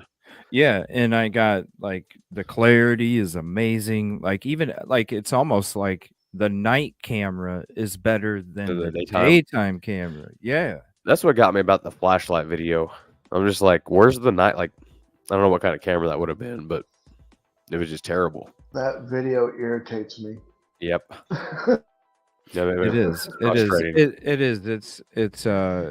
It's horrible quality, and that's why when I saw it, I was like, I don't know what kind. They must have some kind of off-brand or something. But you would think that I don't know. It's a nice area. It's a nice neighborhood. There's a lot of nice things. You would think that you would want it protected, especially on video surveillance. And so when you see the quality of the video for that was one thing that was shocking to me too, is like, man, the clarity. What kind of brand is that? Probably something I would buy. But what's your theory though, Busby? What do you think when it came? Because he obviously wasn't, either something happened inside where he was brought out, or he went out without really, you know what I mean? There's what other evidence or whatever direction is there other than that he left without shoes? I'm keeping an open mind, and it's it's several different scenarios that I've been looking at and everything else. But the online information, the whole case, there's so little information in the whole case. KP not talking at all, unless she's having some little chit chat get together and laughing a lot about other stuff, is concerning to me. She's It the is only odd. one that was in that house with him. It is odd. That part is kind of. You see a lot of the other There family is members. Yeah. There's I a think we're out of good delay. possibility. It's probably my side. There's a good possibility that the car could have been used inside the garage. And, you know, let's say he was unalived and then put into the trunk of the car or one of the vehicles that was in the driveway at that time, and then taken to a location. And then she said she was searching around for however long and then came back, and that's how Oh, you mean the the dog will morning? only track him to where the trash can. Yeah, the Y- morning of. Well, That's because of the dog. The dog only tracked to the end of the driveway. That's where they lost the scent, is what I've heard on a lot of the different ones I've seen. Which yeah, the but end of the Trey's driveway would have been where the conversation, there trash was can 5 would have sat. dogs. Yeah, there was like 4 With or 5 Trey's dogs. conversation, there was 5 dogs that went to the pond, though. And he talked to 5 different Proudfoot dogs? himself. He talked to Proudfoot himself. Yeah, like directly. Yeah, I remember Yeah. that. Yeah, 5 dogs that led directly to the pond. So the trash can and Oh, you know, I would find it odd. Somebody's like, "Hey, meet me at the retention pond," Yeah, that part would be weird. right?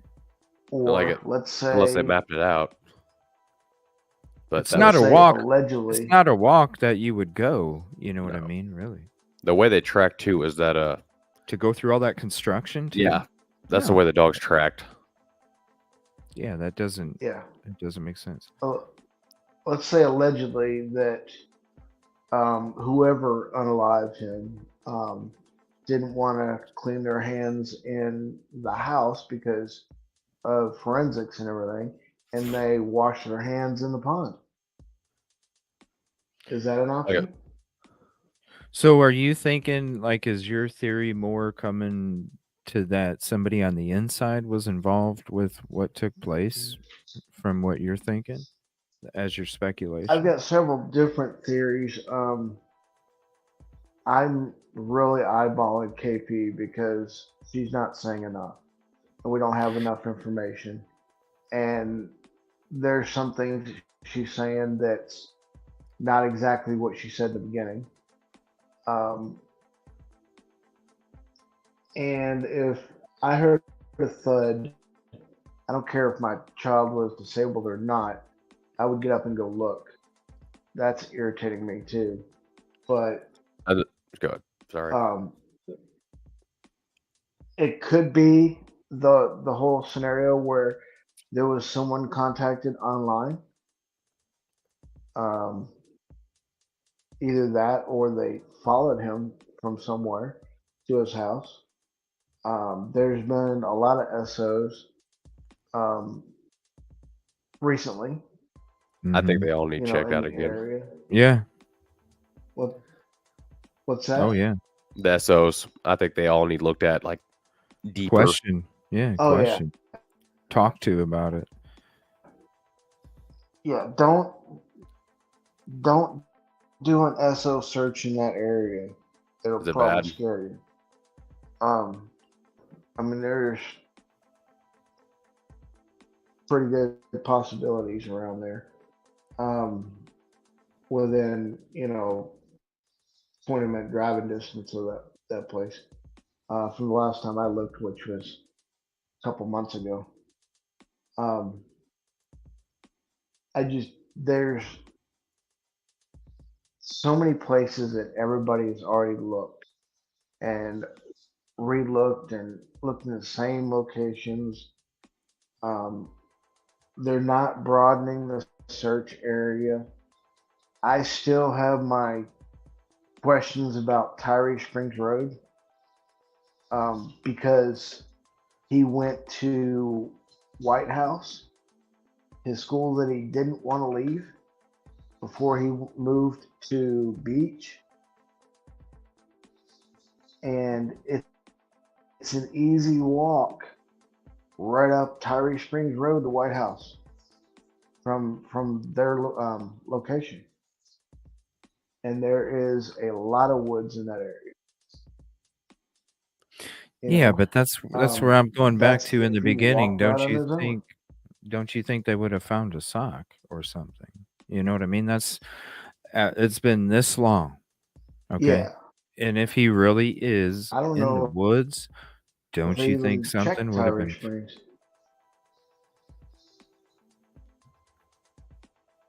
I mean, Hendersonville's not that Yeah. big. It's Come been deer season, 5 months. no, it's not. It's not that big, Come and deer it's been season, 5 there'll be a months. lot of deer hunters in the woods over there. That'll be good. That'll actually Right. be a good thing. Right. In the fall, when there's actually people out there walking around, getting into the deep woods and stuff, yes. Because I feel if he did run away because he was scared, he went into those woods in the top left of where the house is at, somewhere around there, and then walked up from that way. If you're not getting caught on anybody's surveillance, you're going to go through the backyard going north, and then right before that cul-de-sac turn, there's the little up and to the left, and you're going into the woods. That's if you're not getting caught on anybody's surveillance. And those are the closest woods to the house. And if you were trying to hide, then you would probably go there. But that's what I'm saying. Like, I wish that there would have found a sock or something. I wish the neighbors or whoever would show the camera footage of all the police showing up with the dogs and all the traffic just to see what those cameras actually record, at least during the daytime. Right. It would be interesting to see. And then you have the construction site right there. We already know that CP is a crane operator. And what's the difference between a crane and a backhoe or a excavator or something? There's not a whole lot of difference. And if you're an operator, you're going to be able to operate. Yeah, and we've seen all the machinery that was in the construction site just left there after hours. I mean, he could have used that for something, or somebody else could have used that, allegedly. Well, the construction site was searched with canines, right? I thought it was a couple times, and they even on foot searches too, right? I could have swore because that was one of the main focuses. When we went, go ahead. I'm sorry. No, there's a delay. Go ahead, buddy. When we went, remember there was a lot of new foundations and everything else being poured there too. You know, and then that retention pond that we were there for what, 3 hours, 4 hours? It was a while. It took forever. Going back and forth through it. Trey was a freaking beast in that pond. Oh, I know. mean, he was just trekking through. I'm glad you didn't twist your leg and tear a ligament or something. You know, that's what I was worried about the whole time with that mud. It was like it would have been easier to search if they left the water in it. Yeah, a lot. Because it was thick. I was afraid he was going to be bit by a snapping turtle. Yeah. But no, and then well, there's that video that I showed you where Trey was in the pond, in the retention pond, and that Drake mallard duck, mallard Drake, it landed in there, and it did not want to go away. And Sebastian's name is Sebastian Wayne Drake Rogers. It just was kind of eerie to me.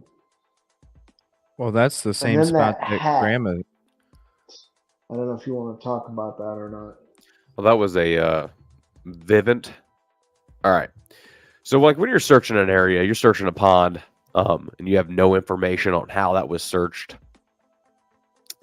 And, and the dogs, supposedly at the time, the conversation I was having, like, I don't know, 100%. But at the time, I'm going off of this kid ran away. The stepdad is saying, hey, we had several dogs tracked to this pond. And I've been in areas before where, it's searched. It's been searched. We drained it. What's that mean? You're gonna miss stuff. If there was a bunch of guns in there, you'd never know they're even in there. So, and I know dogs can mess up. As much as I love dogs to death, dogs do weird stuff and sometimes not find the person or the object or the drugs that they're looking for. So I'm like, man, this is thick, like deep. And they drained it. And I'm like, I wish they wouldn't have drained it. But I did a circle around the pond, just kind of do like a little visual. And then when we did that visual, I seen like what looked like one of those plastic looking things for a plant. And then I thought the hat was one of those too. I thought it was just down in the muck first. So I just kind of dismissed it. And on the second pass going around, I'm like, what is that? I'm like, that's not a flower pot or a plastic flower pot. I'm like, that's weird. And then I got a bunch of crap for touching it with my bare hands. People were saying this, and that. Regardless, my DNA would have been on it. In the water. Yeah, exactly. My DNA would have been on it. You'd have been able to see if it was someone else's DNA and whoever touched that hat. Yes, it's going to potentially contaminate it, but the way everything is nowadays, they would be able to say without a doubt if he would have been wearing that hat. Another day. So I picked it up, got a bunch of crap for that, whatever. And I'm like, Vivint. I'm like, what is that? And then I'm Googling it, and it's like security. And I'm like, oh no. I was like, she worked for a security company. And at that time, I'm like, I didn't know who she worked for. But then I talked to Chris on the phone. And then this time, you ever play like, I want to say devil's advocate, but you're trying to figure out who's full of shit and who's like being real, who's being honest, good cop, bad cop type of deal. So I always get like, people will say, don't believe him, don't do this. I don't care. I can be nice to you and make you think I'm your best friend if I'm trying to get information, just to see how you're going to react. So I called. I don't remember. Well, I got the phone call up there. Actually, I don't remember exactly what took place. But as far as I can recall, what did I say? Oh, I just said, hey, did your wife work for Vivint? Did I say that? Yeah. I said, did your wife work for Vivint? And he said, no. Right. Never worked for him. Yeah. And then I'm like, are you being truthful or are you lying to me? Like in my head. But I'm just being super nice. There's no reason to think anything else other than he's trying to find his stepson. And regardless, whether I thought someone was innocent or guilty, I'm going to be nice to everyone involved, just to try to gather as much information. But I'm also going to tell you as little as possible. I never said I found a hat. I just asked if she worked for Vivint. And it turned out that she actually never worked for Vivint. She worked for Brinks. And then it was maybe, I don't know. That hat actually got turned over to the police. They bagged it. And then 4 days later, I don't know, a week, someone came forward and said she was with Seth searching, and she lost her hat. It went down into, you see that, the concrete? Yeah, the drain. Yeah, it went into one of those, but like up on the hill. So it made its way, just to kind of see how that drainage works. It made its way all the way from wherever she lost it into this pond, I guess after they searched it, like after the police and stuff searched it. So it was unfounded. The hat was the searchers. But you would think that'd have been like, hey, an article of clothing, I lost my hat. You would have just called the police and said, hey, I lost a hat out here. I don't want it to be, just in case it were to be found later on, which it ended up being. I found it in the muck. So that was that. That's the difference between you and what some of these other people out there. Well, people were like, they'll Right. come across to be like, "Oh my gosh, you guys, I found that." Yeah. No. No. When it comes to like, just the whole hoopla about it, no, you call the authorities, Yeah, and it you was turned in. chill back, you let them know, and then you can talk about whatever. It's because you're not trying to Well, then impede an investigation either, exactly. I was like, I and don't. And when I show found people it, that I was evidence was caught. exactly. I was like 100%. I was like, I want nothing to do with this hat. I was like, I'm calling the police and giving it to them because I don't want any problems. Because at that point in time, you don't know. And then what got me was the back part was pulled back to where it was tight, and I'm like, when I was a kid, that's how I wore my hats because I had a smaller head. But it was a female searcher's hat, so that makes more sense. Mm-hmm. And just like even when we're live, if we're coming up to something, whether it's on ground or in the water, we turn the cameras just in case, because we don't, when we're out there helping, we're trying to help search for an answer, but at the same time, we don't want to show something that might actually pertain to the investigation, or something that might not pertain to the investigation, but at the same time might not be, shouldn't be viewed. Right. Is a good way to put it. And so, when it comes to the hat, that's exactly, what should have taken place. Pam, this is Trey. When we were out there during one of our searches, this is him out there in the retention pond going through. I mean, that mud was a good 2 feet. Had to be. No? There was deeper spots. I mean, it was up past my knees in spots. Like I was getting locked in. Yeah, I was worried about you twisting you twist up here and it doesn't move down there. Next thing you know, there's a tear. My thing was, with the water level being up, and then the muck would have been loose. I would imagine it'd be pretty loose with the water in there. And then if a person was down in there and they were in the muck just a little bit, and then the way the muck felt, the more water you release off of that, the more pressure, the thicker the muck's going to be. So whatever's in there is going to get kind of locked in. If that makes sense. That's why I wanted to search the whole thing. Mm-hmm. Yeah, and you did, man. I mean, gosh, you had to be after that. I was tired.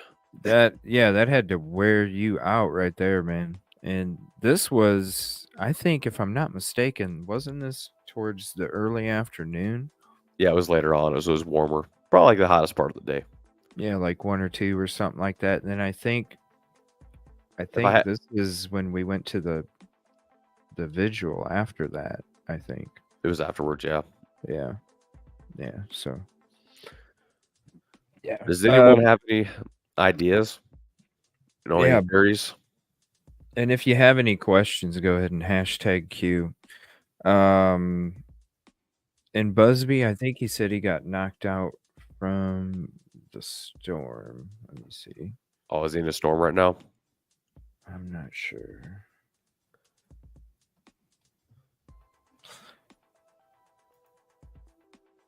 No, I wanted to play this. Well, I was gonna play like the last 4 update videos that they've had. When the news. Yeah, go ahead. I was gonna play the latest from a month ago, 3 weeks ago, 2 weeks ago, and then just yesterday or today. Just the update videos. Just to show you guys, it's been how long since we did a show. There's been like 4 update videos. We went over one of them the other night as we were talking about this, and then promoting the show tonight. Thank you for the kind words. It's just when you have a collective group that is about doing the right thing the right way and giving 150 and being about Sebastian and not being on a front, you stick together, because you all are trying to do good for others, and you want to try and surround yourself that people are the same, because you are a collective force. That's why I bring up the Transformers. Everybody has something a little different that they bring to the table. You all connect and you create that community effort. It can definitely make a difference. All right. So while we're waiting here, I'm going to get in to these latest updates. I'm going to play these and then I'm going to share some videos with you guys. And then we'll wait for Busby to come back in and Trey to come back from a break. All right. So here is from a month ago. And then we go, or I'm sorry, 3 weeks, 6 days, and then 2 days. And then, oh no, a month. There's actually one from a month. But these are just update videos from the news. For any signs of missing teen Sebastian Rogers. The new search effort is led by online search groups who are working to make sure no one forgets about him, now months after Sebastian's disappearance. He is still the center of a nationwide Amber Alert as the TBI continues the investigation. I'm joined now by Sebastian's father, Seth Rogers, and his spokesperson, Tony Mathis. Thank you to the both of you. And Seth, I'm really so sorry that, here we are having this conversation with News Nation again about your son, Sebastian, and it's been all these months. Do you have any updates? Have you heard anything, any leads, anything at all from the police? No, ma'am, I haven't. Every lead that I do come across, I have my private investigators searching into it. And have they come up with anything? Have they been helpful? We've had pictures and stuff come in. My private investigators track it down. And then we find out that it's just another rabbit hole. Sumner County, I give them all the tips that I get. Just not really. And so when you give them the tips that you come up with your private investigators, are they thankful? Do they indicate to you that this is helpful? Do you have a good relationship with the police? Do you feel like they're on your side, that they're working hard?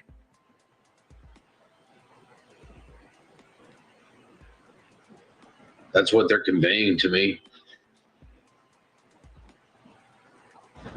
But I can't imagine how hard this must be. I'm not seeing my son's not here. This is my first Father's Day. And what made me a father is not here.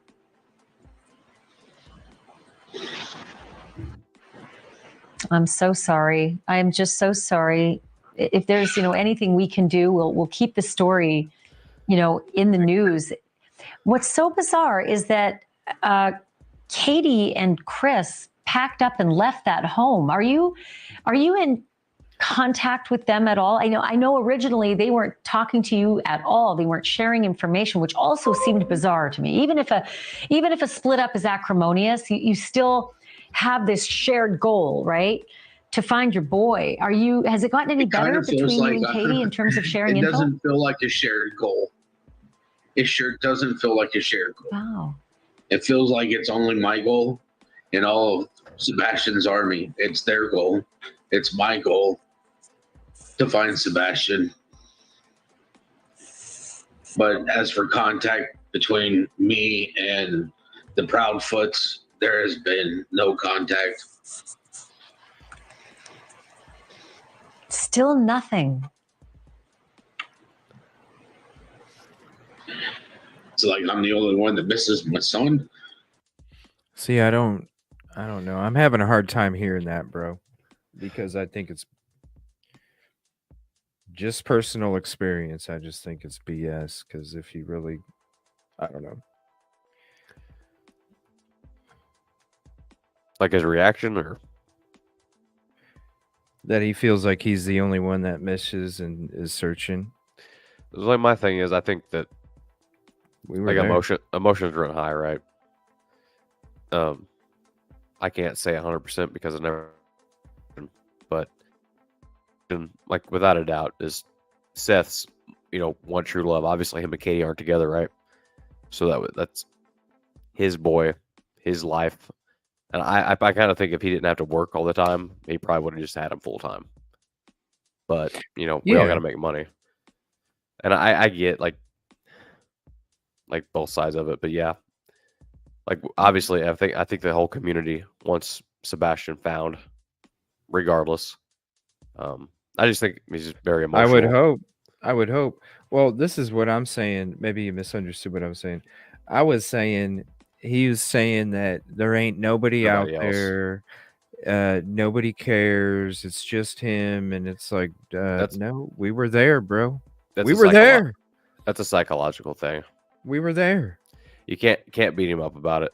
I'm not beating him up. I'm just saying you can't say that nobody cares when you push away people that really did care. That's where I'm coming from. You pushed away people that do care. Yeah, and you got how can you sit there and say that you're doing it on your own? I think it's just emotion, like high emotion. C and D. Yeah, that's true. I was say, one of 5 people, bro. You got the cease and desist. I was going to say, so one of 5 people. That takes more than just high emotion at the time, and then hey, I'm sorry. You had to go through with it. I don't know if I got one. I don't check my PO box. No, you didn't. That's because he said he said except for my name. He said because he had a show where he was telling everybody why the C and D's came. He didn't once mention me, and he didn't once mention anything that I did. And that was the whole show. He mentioned 4 people. He didn't mention me. Why didn't he mention you?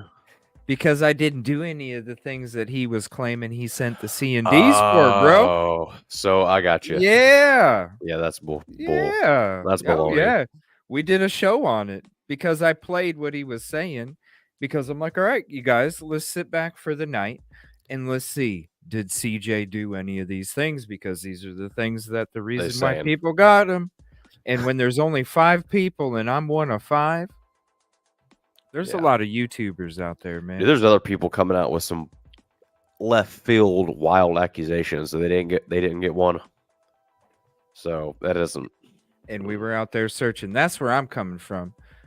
I'm not trying to talk about his emotional or anything like that. I'm just saying in general, it goes back to the conversation of if my worst enemy came up to me and said, look, I'm going to do everything I can to find your son. I'm going to be like, look, bro, whatever took place, squash it. Yeah. Squash it. Exist. Yeah, because the goal is to find your son no matter what. So you're going to take all the help that you can get. If he's got Tony Mathis with him, the cease and desist to you makes no freaking sense. And that's just. It's not even a legit C and D, dude. Oh, is it bull up? It is. It was bull as soon as I got it. You could tell. I'm not going to mention names. We've got some for trademark infringement type bull crap that was like literally fake, not even from the company. Yeah. And it's like, this is not even like, this is less than a speeding ticket. Like it means nothing. Yeah. It was some nice paper. I'll tell you that right now. It was some nice paper. I was like, damn, that's some nice paper. Well, but when it came to it, it's kind of shocking at first. Like, and that's what they play off of. Sometimes it's like, oh God. It's like one of these things. It was like I wasn't even talking about it because I quit talking about it already a while before because there is no updates. And the only thing that is being discussed is people throwing mud at each other. And there is no updates on it. So it's like there's a lot of other people out there that need attention too. Yeah. If there's an update, we'll cover it. But and that's how I feel. Like unless I've watched something that triggers me, I haven't posted anything. Pretty much. Yeah. No, that's just. It was like you can't sit there and say ain't nobody helping when there were plenty of volunteers, private investigators volunteering their time. Us, community members, random people. Other people I can't mention. Who's out there like us? Exactly. You know what I mean? Who is out there like us? I know another man and woman that were with us that I can't mention, but actually put in time searching, and then you were doing the rope. Yeah. Yep. So it takes a military of people sometimes to do these searches. I mean, it's like, if you're doing it by yourself, it's exhausting. Oh, it is, especially out in the elements too. And then not to mention have to watch your 6. Mm-hmm. Constantly. Yep. Constantly. Because as soon as you let your guard down, that's when it's like someone's up on you, something's happening. Mm-hmm. It's just a weird area.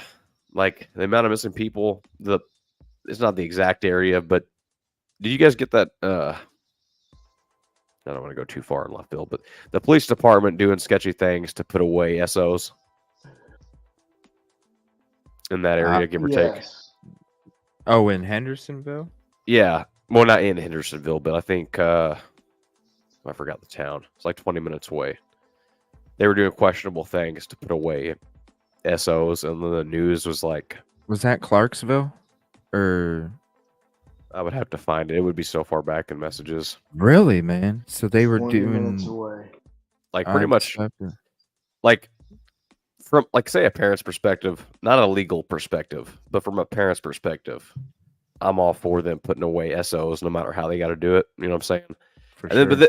but then they were talking about putting away this guy in a jail and saying that he probably would be unalived before he even got to trial. Like that's what, and like I don't know how they got the news company got these recordings, but they like secretly recorded the police talking. And that was another thing. There's like police officers and then civilians, and then I don't remember the exact names, but like I get it.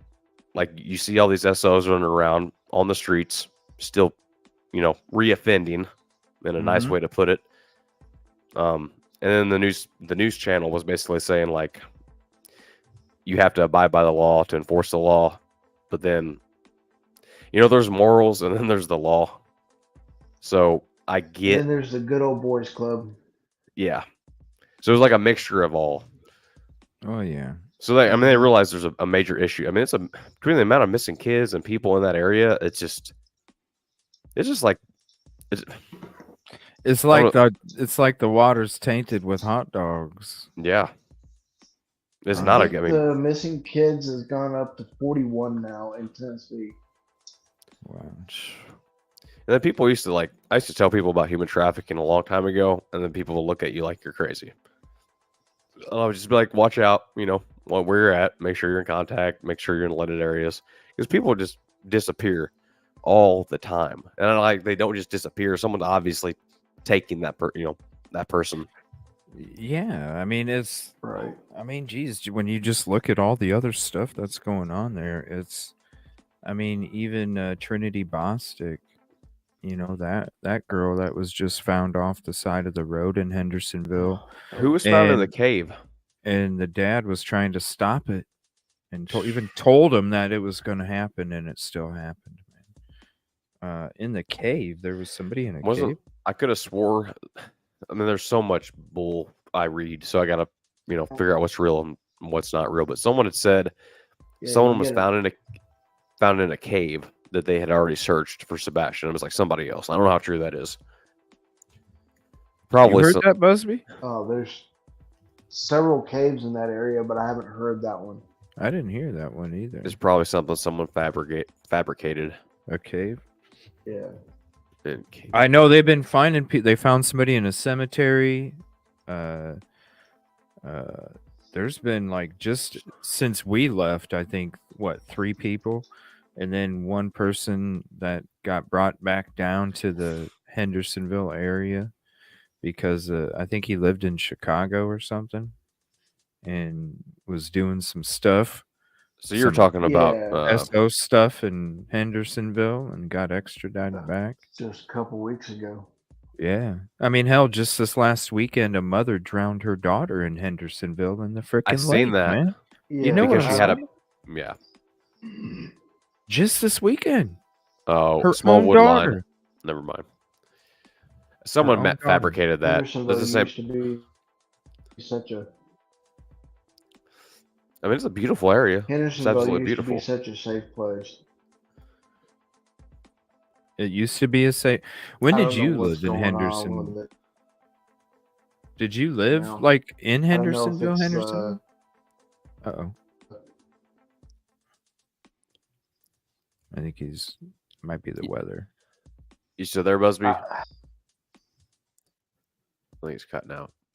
I think it might Not be in Hendersonville.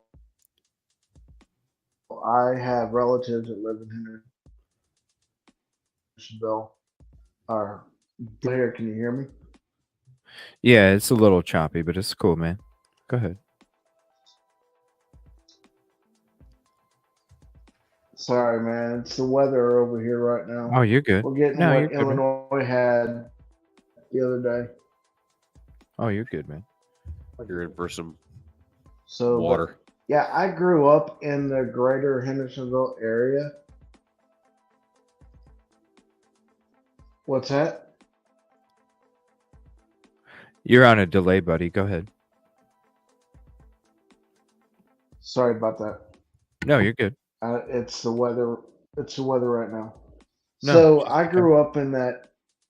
I grew up in the area around Hendersonville. I had relatives that lived in Hendersonville and surrounding cities, and I grew up in the Middle Tennessee area for most of my life. I've only been gone away from there for 5 years. Oh. Oh, wow. So not very long. No. So I know all the back roads and ins and outs and where everything is. Like we found out at that one lake that new house had been built since I was there to access that lake. You know, I was not aware of that because I hadn't been there in 5 years. But I frequent that area quite a bit. And When do you think it took a there, turn for the worst? I don't know, man. I don't know. I'd say about 10 years ago. It was starting About to what? really go downhill about 10 years So, ago. 10 years ago? Yeah. Nashville, about 10 years ago, got bigger. They started building new homes, new, those container homes and apartments and everything else in that area. And then they pushed all the lower income stuff out Right. from Yeah. Nashville. Yeah, that's what the Nashville people were telling me back then, was that the property value or the property cost had risen so much, it was so hard to even afford to live in Nashville at that point because of the lack of funding, and then the overspending is what the locals were telling me. Yeah. They overspent on development and they weren't making sure that they could take care of the other stuff.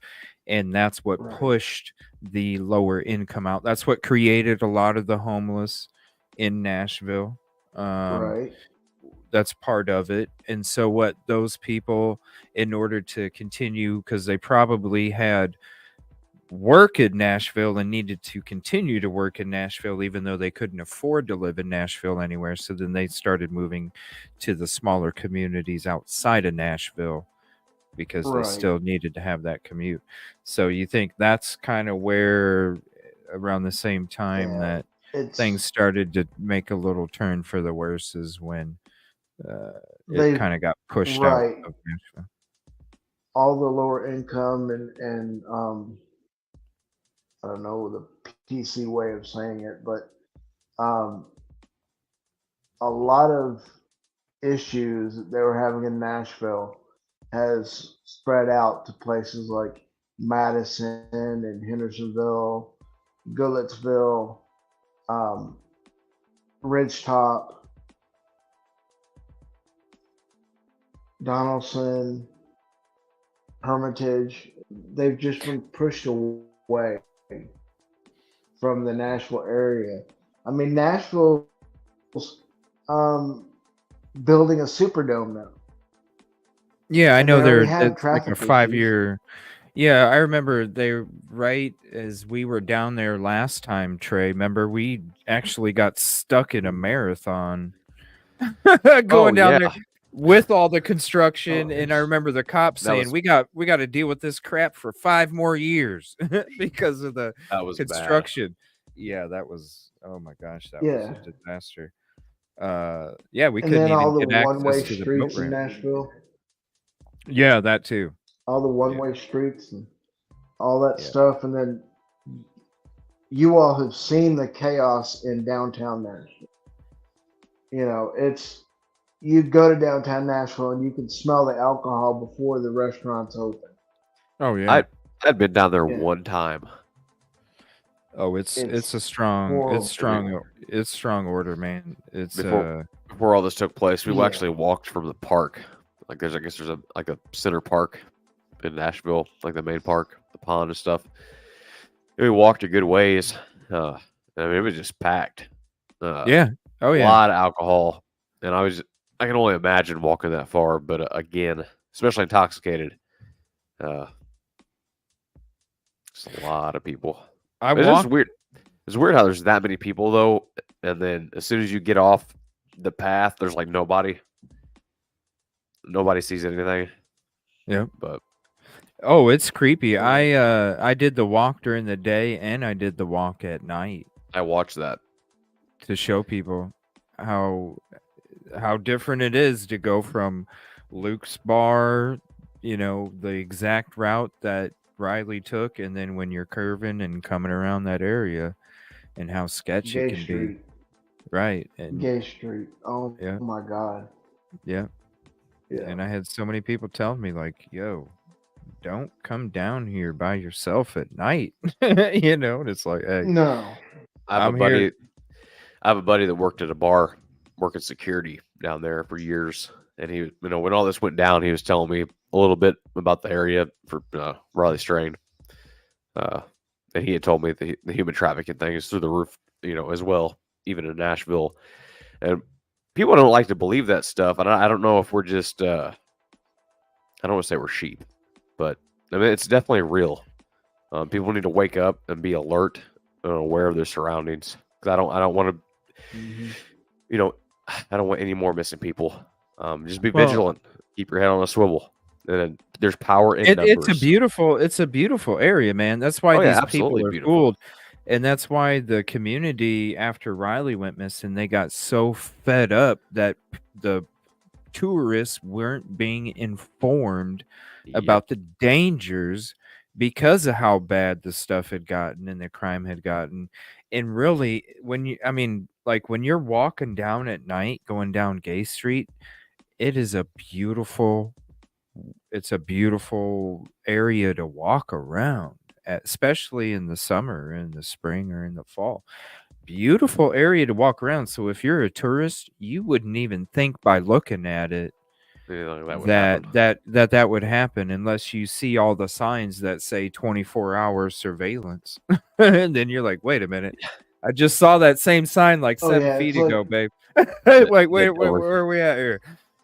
That don't always record it's like 24 hours. whenever you and I were Right. down there. Yeah. It's just a sign.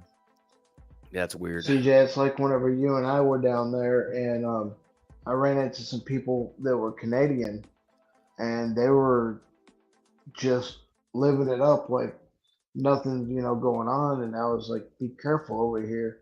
They go, "Why?" They had no idea. They were walking down Gay Street, couple girls, and I was like, "Just keep an eye out because this is not really as safe as it seems." Yep.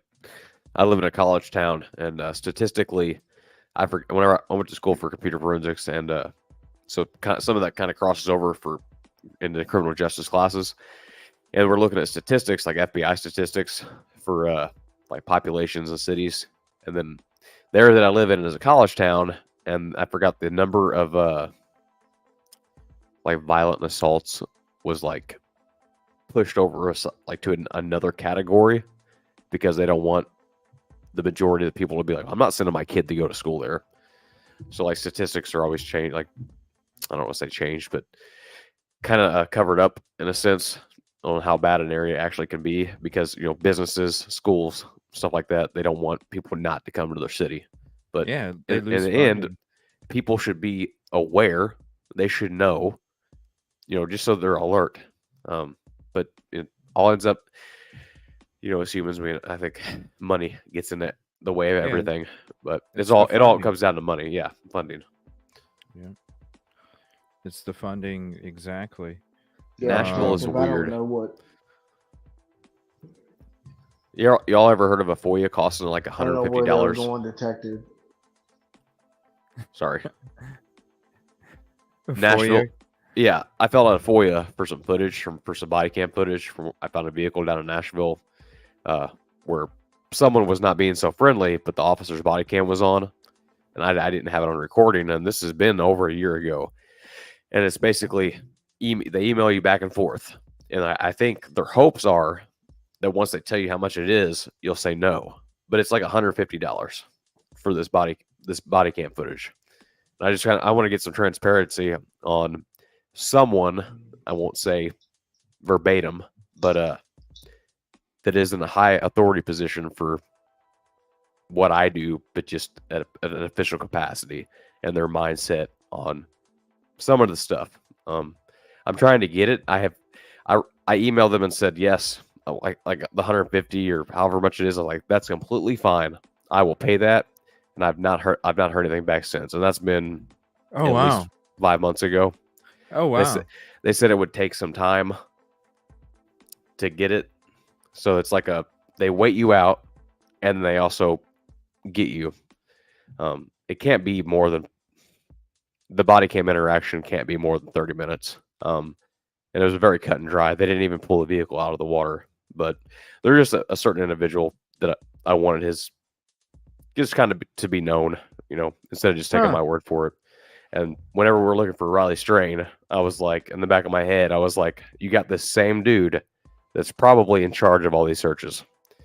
But I just kind of want to make that a little bit more public. But I got to get the footage first.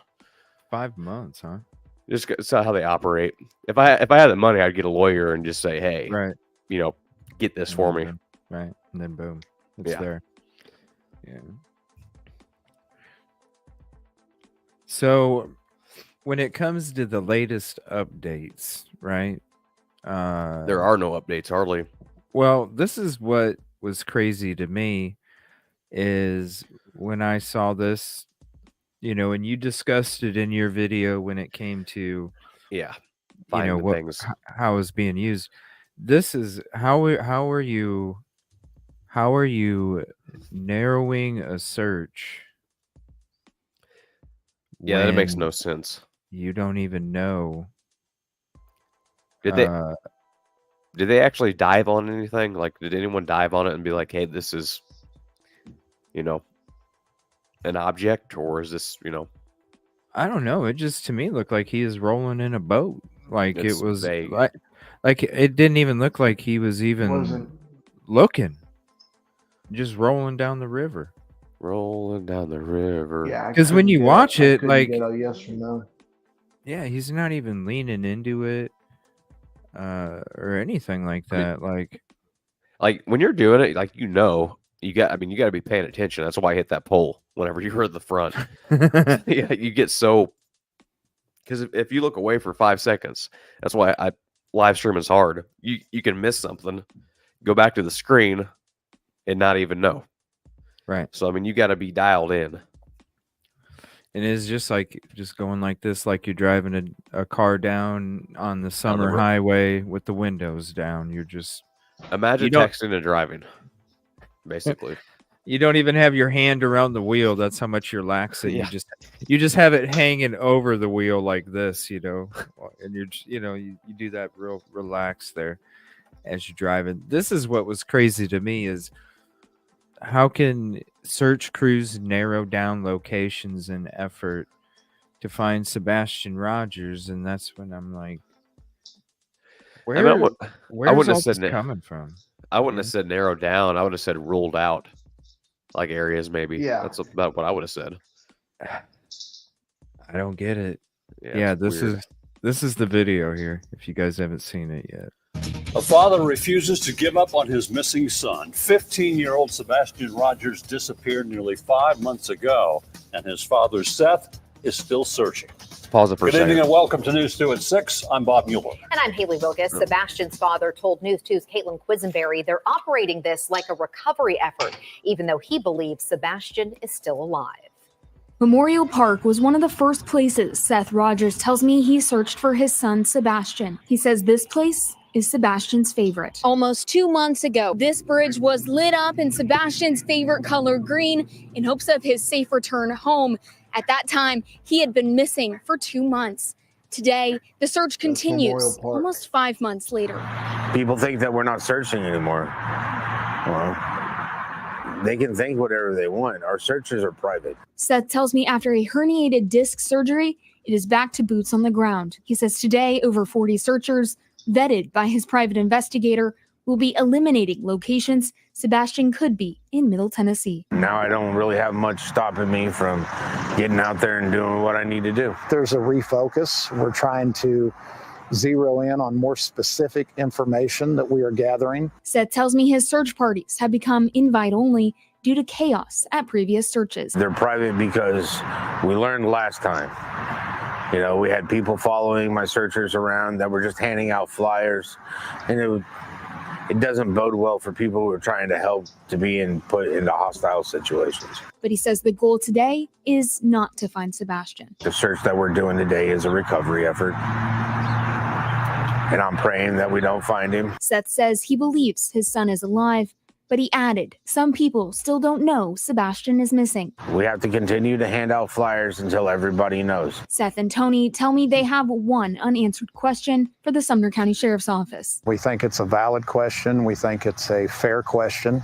And that question is, are you any closer today to finding Sebastian Rogers than you were February 26th? And for Seth,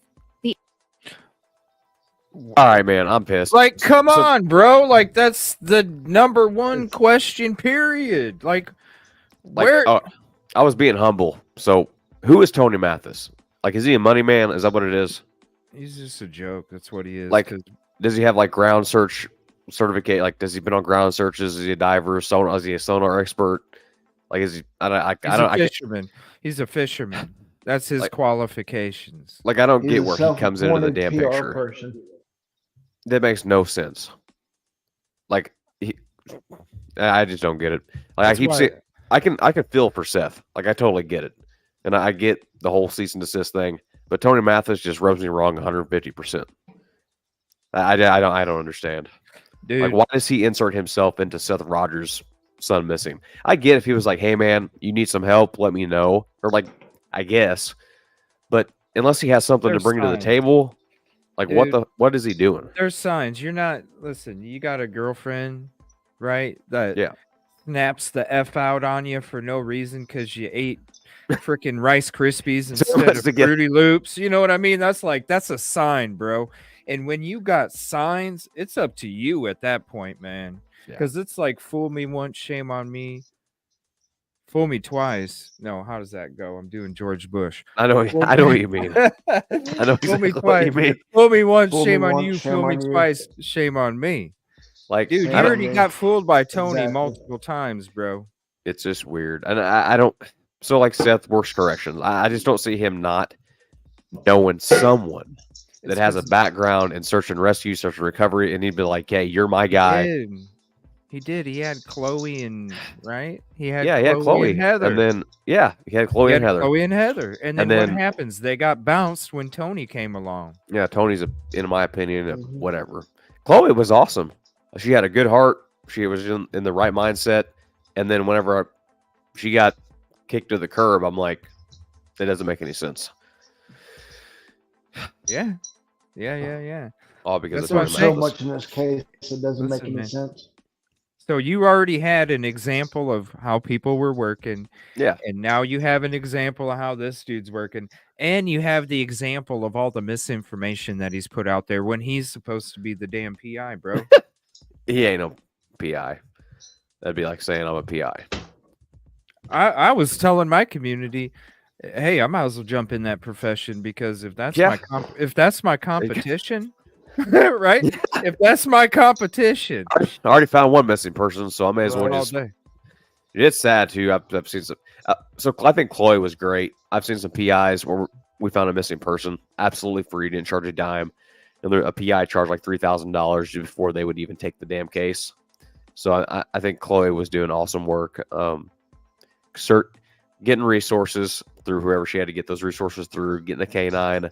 Getting boots on the ground, and then she got kicked to the curb as far as probably because she didn't vet. Probably because she didn't vet everybody, bro. Yeah, Which she vetted us. She vetted Yeah. you, me, and Busby. She didn't vet anybody else, bro. especially after the fact. I Hello? guarantee you we all got our background checks ran. And then she didn't even answer the question when it was asked of her on Web Sleuth. She didn't even want to answer the Didn't question, answer it. which that was bullshit, because you should have been honest with the public about your PI skills as well. I'm Yeah. not a fucking PI. I never claimed to be a No. fucking PI. I don't want to be a PI.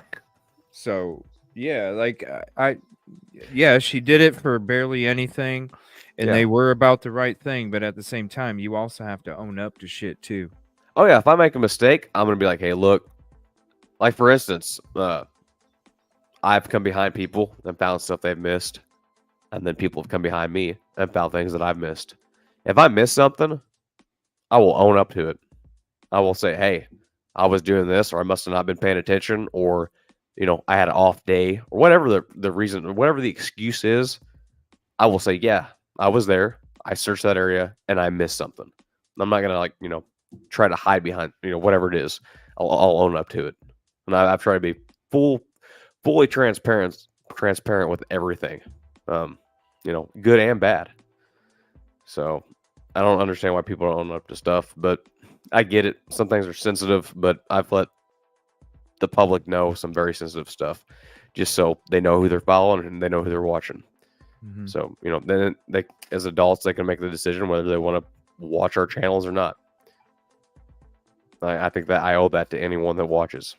Yeah. So it's just you already see, and then you get Bullhorn introduced to the case now, which is one of the most. That was messed up too. You know what I mean? When you surround yourself. And I've not heard anything back from Seth. Like I honestly expect like an email, be like, "Hey man, go pound dirt," something like, or "Hey, I got a professional that's been doing this for 10 years. That was just me doing a bit for the news, something." But I've not got an email or anything. Like that would be understandable. He's not interested in confrontation. Well, I wasn't trying to be confrontational either. I was just trying to No, say, he's hey, not. No, he's not Oh, interested in confronting anybody. Just look at how he acts when he's in people's personal. He's more of a it's a front. I'm gonna pretend like I'm a badass, but really I'm just And a I wasn't- marshmallow. I wasn't trying to criticize him either. I was just saying, like, if you're gonna do this, this is like some starting points. I hope you know somebody or someone besides Tony that's a fisherman with his bass boat to get you set up right and searching the right way. Especially if you're gonna spend the time to do it. I mean, it gets hot as hell. You're dehydrated most of the time, especially when you're on a boat scanning with no top. You're going 3 miles an hour.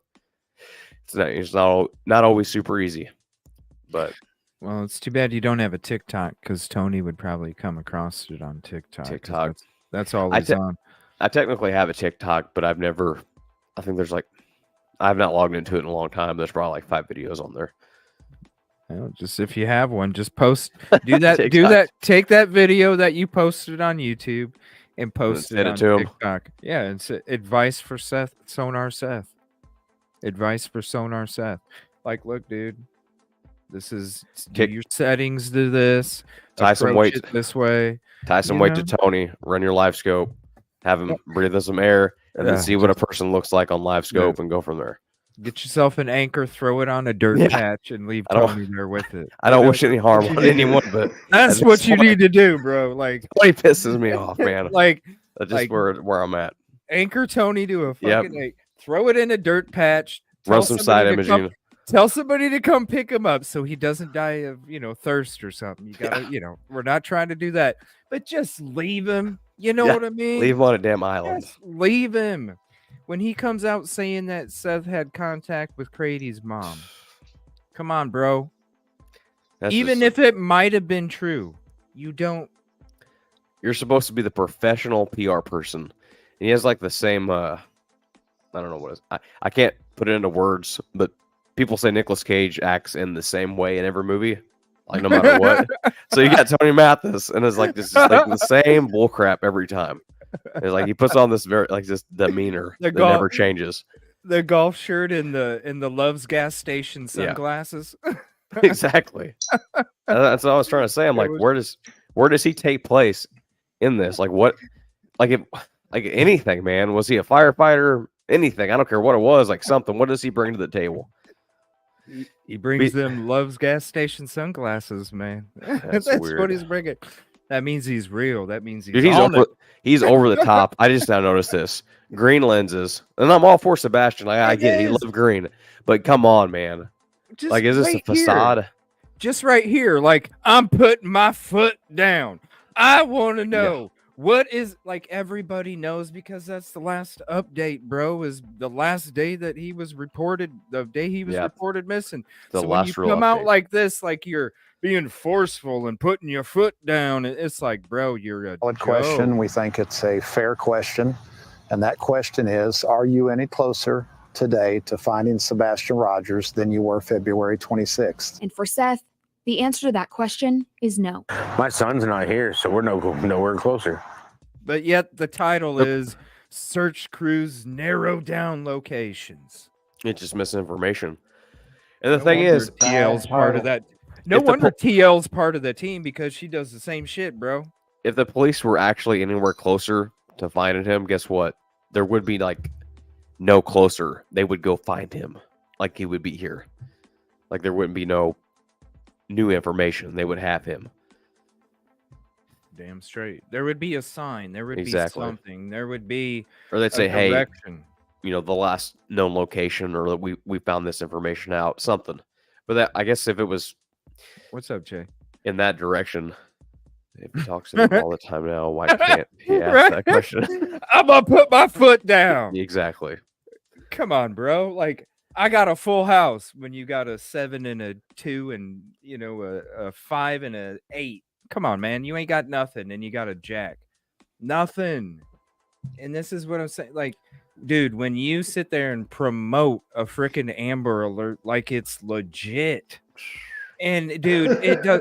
Dude, a 15-year-old kid could come across it while he's eating his McDonald's McNuggets and go, "Man, mom, this website looks like a scam."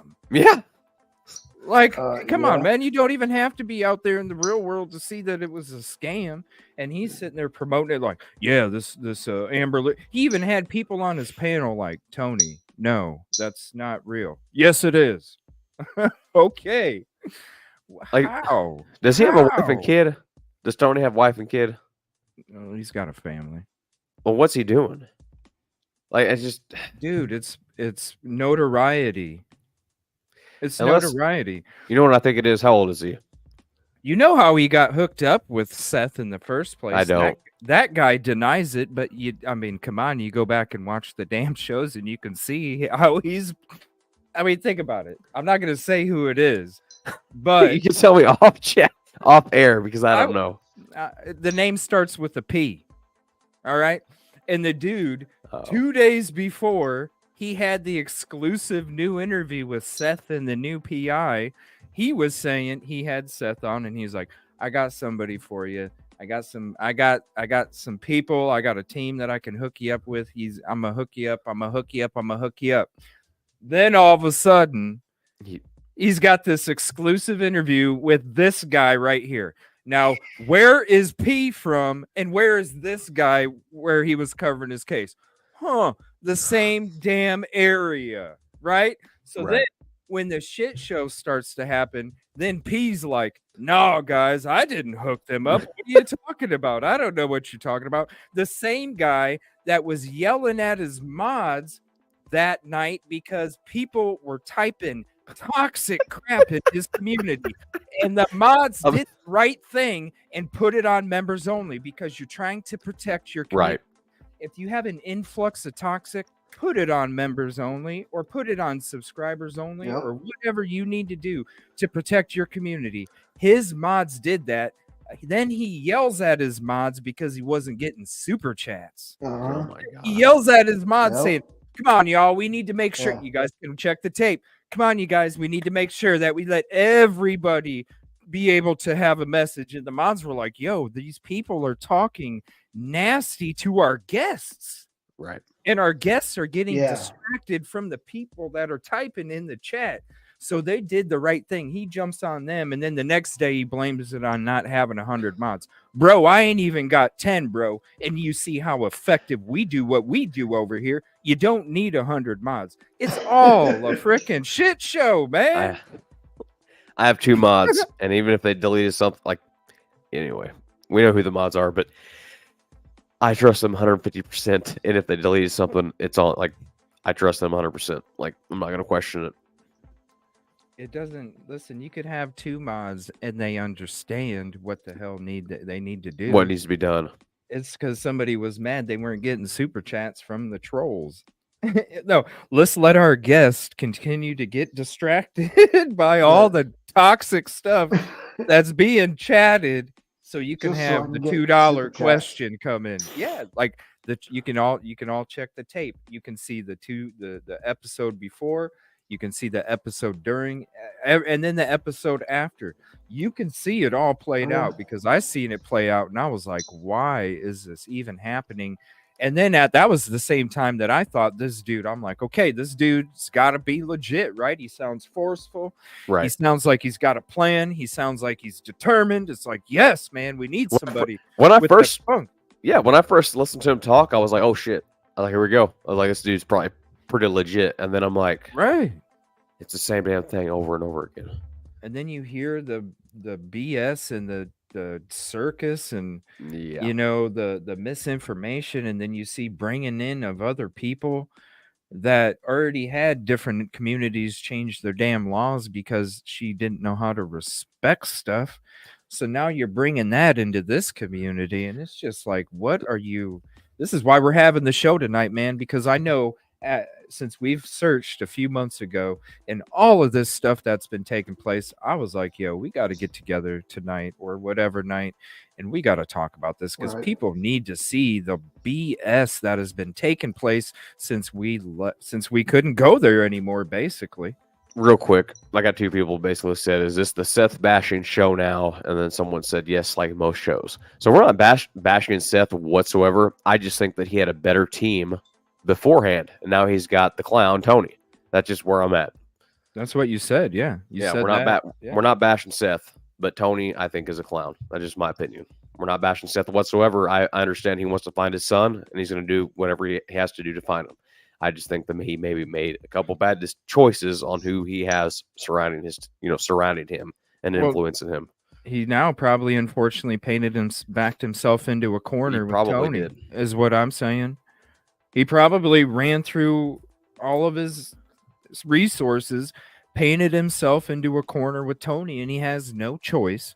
Yeah, but to roll with Tony. He got rid of all the good resources, in my opinion. I don't know who else is on his team. He hasn't been transparent about that, which I get, but especially if you run everybody else off.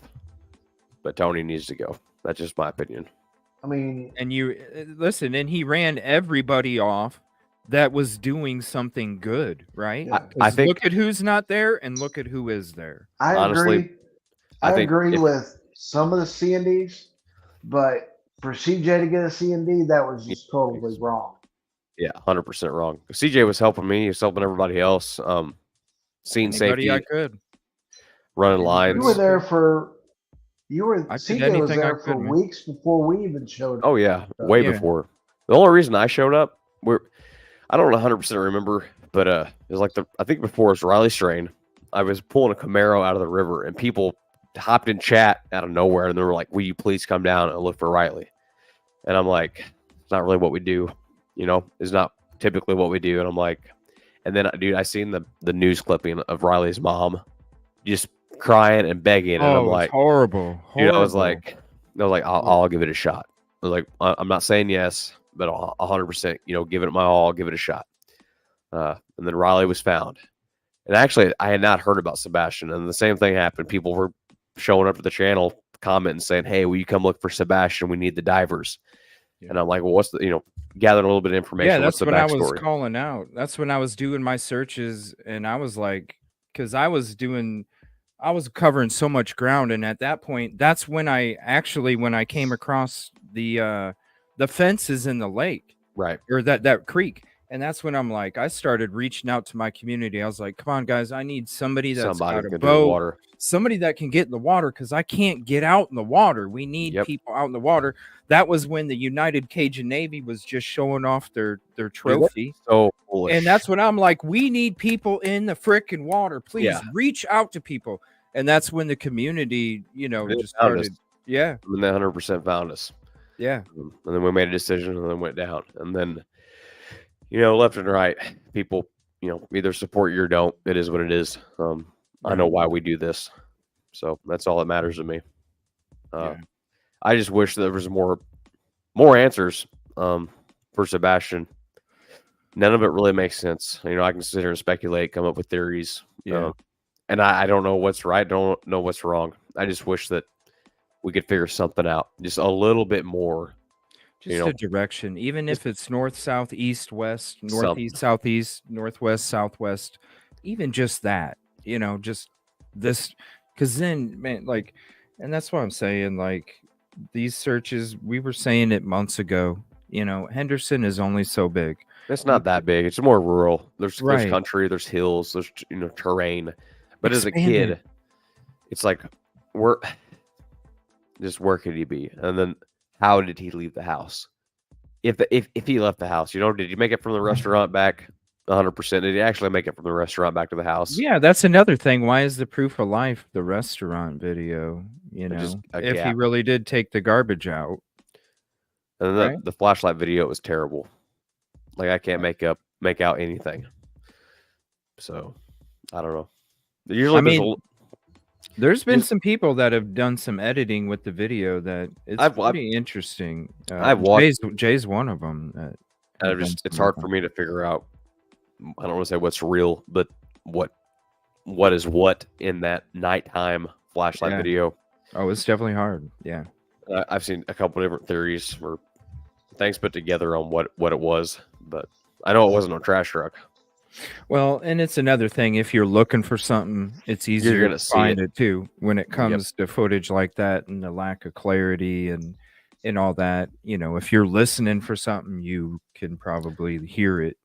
You almost have to go at it with a clean slate and just kind of view it. But man, the footage is tough with the grainy quality and stuff. It definitely, and you would think that there would be a lot more than what there is in that neighborhood, because it is a nice neighborhood. There's a lot of nice things. People need to protect the nice things. That's why there's surveillance. How nobody got any kind of surveillance if he did leave. That's what I'm saying. If he did leave on his own, he walked through the backyards up north to the left. You have that one camera angle. Was there ever any video of them pulling up to the residence after they left the restaurant? That's the other thing. Like, there's so much. There's a gap. It should have picked up. Yeah, like if it picked up the flashlights or whatever it was moving around at night, it should have picked up a car with headlights, like verbatim. Right, and you would think that would also show proof of life. Yeah, like oh hey, they pulled in. Like maybe they, I don't know 100% if they actually did they park in the garage or no? No, they backed into there's two spots that they backed into. Okay, so you would have seen the headlights coming down the road, either from. You would have seen the headlight. You would have seen the headlights coming down the road. You would have seen tail lights when they're pulling in the driveway. Yeah, and then probably some motion. From both sides, give or take. A front door, a passenger door. Chris wasn't with him. Nobody else was with him. I asked Seth that. I asked Seth, was Chris, was somebody else there? Because he said he saw the video. I said, did you see anybody else walk with Katie and Sebastian to the car? You know, like, was there somebody else that went in the car? Right. Apparently not. So you would see a passenger door and a front door. You would see movement of a taller figure and a shorter figure, or, you know, close to the same height. You would see different things. Why is a restaurant video the proof of life? Yeah, it makes no sense. I just feel like there's more that, you know, if the police want this off their back, as far as the investigation, I think I would release a little bit more information if they didn't think that it was like foul play. But they don't have nothing, man. That's what I think. Because really, like, just like with anything, where's the sock if he did walk out of there? And I don't see, there's talk about a facility. Yo, people, ain't They're not nobody no gonna damn risk facility. they're not gonna risk their career and their No. livelihood He's in no for facility. no, Now, he's human trafficking type of deal, yeah, that yeah, would he be more could be in a plausible. he could be in a basement. And that's where I'm coming. That's why I feel like there's one of these SOs connected with him on a video game got to be able to message in another Yep. way through the school Yep. tablet or something. Yep.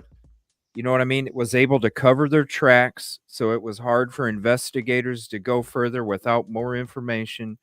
And who knows? That's why I'm saying you got to look off the side of the interstates. That's why I've been pleading with these people that do live there locally that only take 5 minutes 5 to seconds. walk out and go to the frickin' spot. Do me a favor 30 and seconds out of broaden their your day. searches. You know what I'm saying? Yep. Because if he's not out there, then he has. I mean, there is cases where 10, 15 years. Hell, when I was living in Akron, and I would sit there and watch the 3 girls that were kidnapped for 15 years, the vigils every year. I'd be watching these 3 vigils of these 3 different missing girls, right?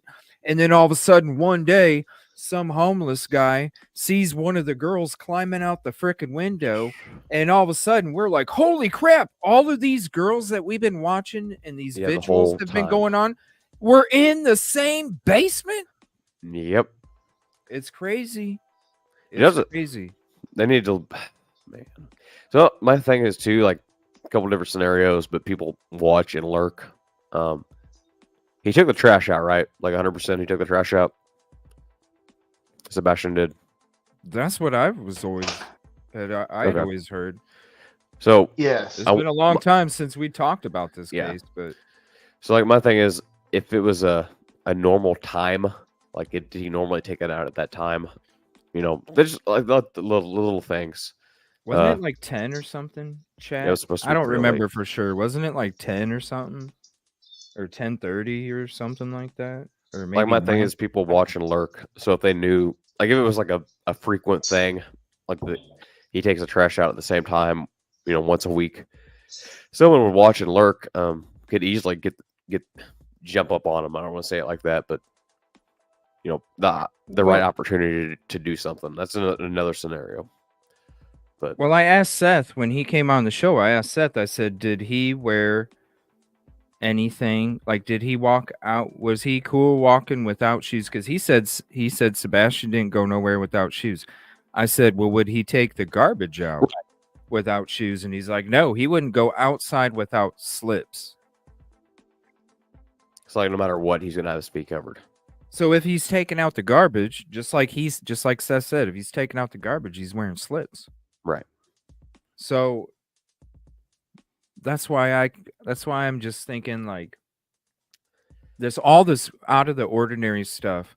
It's almost like one of these SOs figured out a way to contact him while he was hey, I can't talk to you while you're at your mom's. We need a way that we could talk. And then figured out a way that he could talk. And then it was like one of these things like, hey, Sebastian, out of the blue, I'm outside. Come say hi.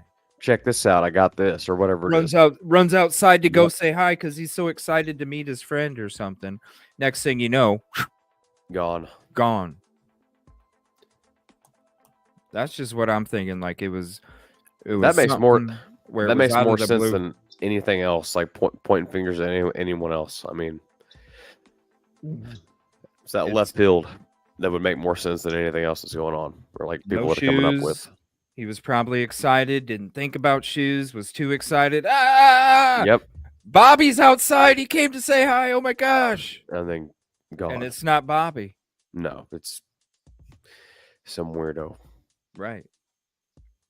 So, yeah, I mean, because other than that, I don't understand. Like, you put everything together and then you take away what is there and what's not there. And it's just like either he was taken out of that garage into a vehicle, right, or he literally walked out on his own. And I think if he walked out on his own, I really honestly feel like there would have been some sort of sign by now in the middle of July. Yeah, there definitely would have been a sign. But especially in that area.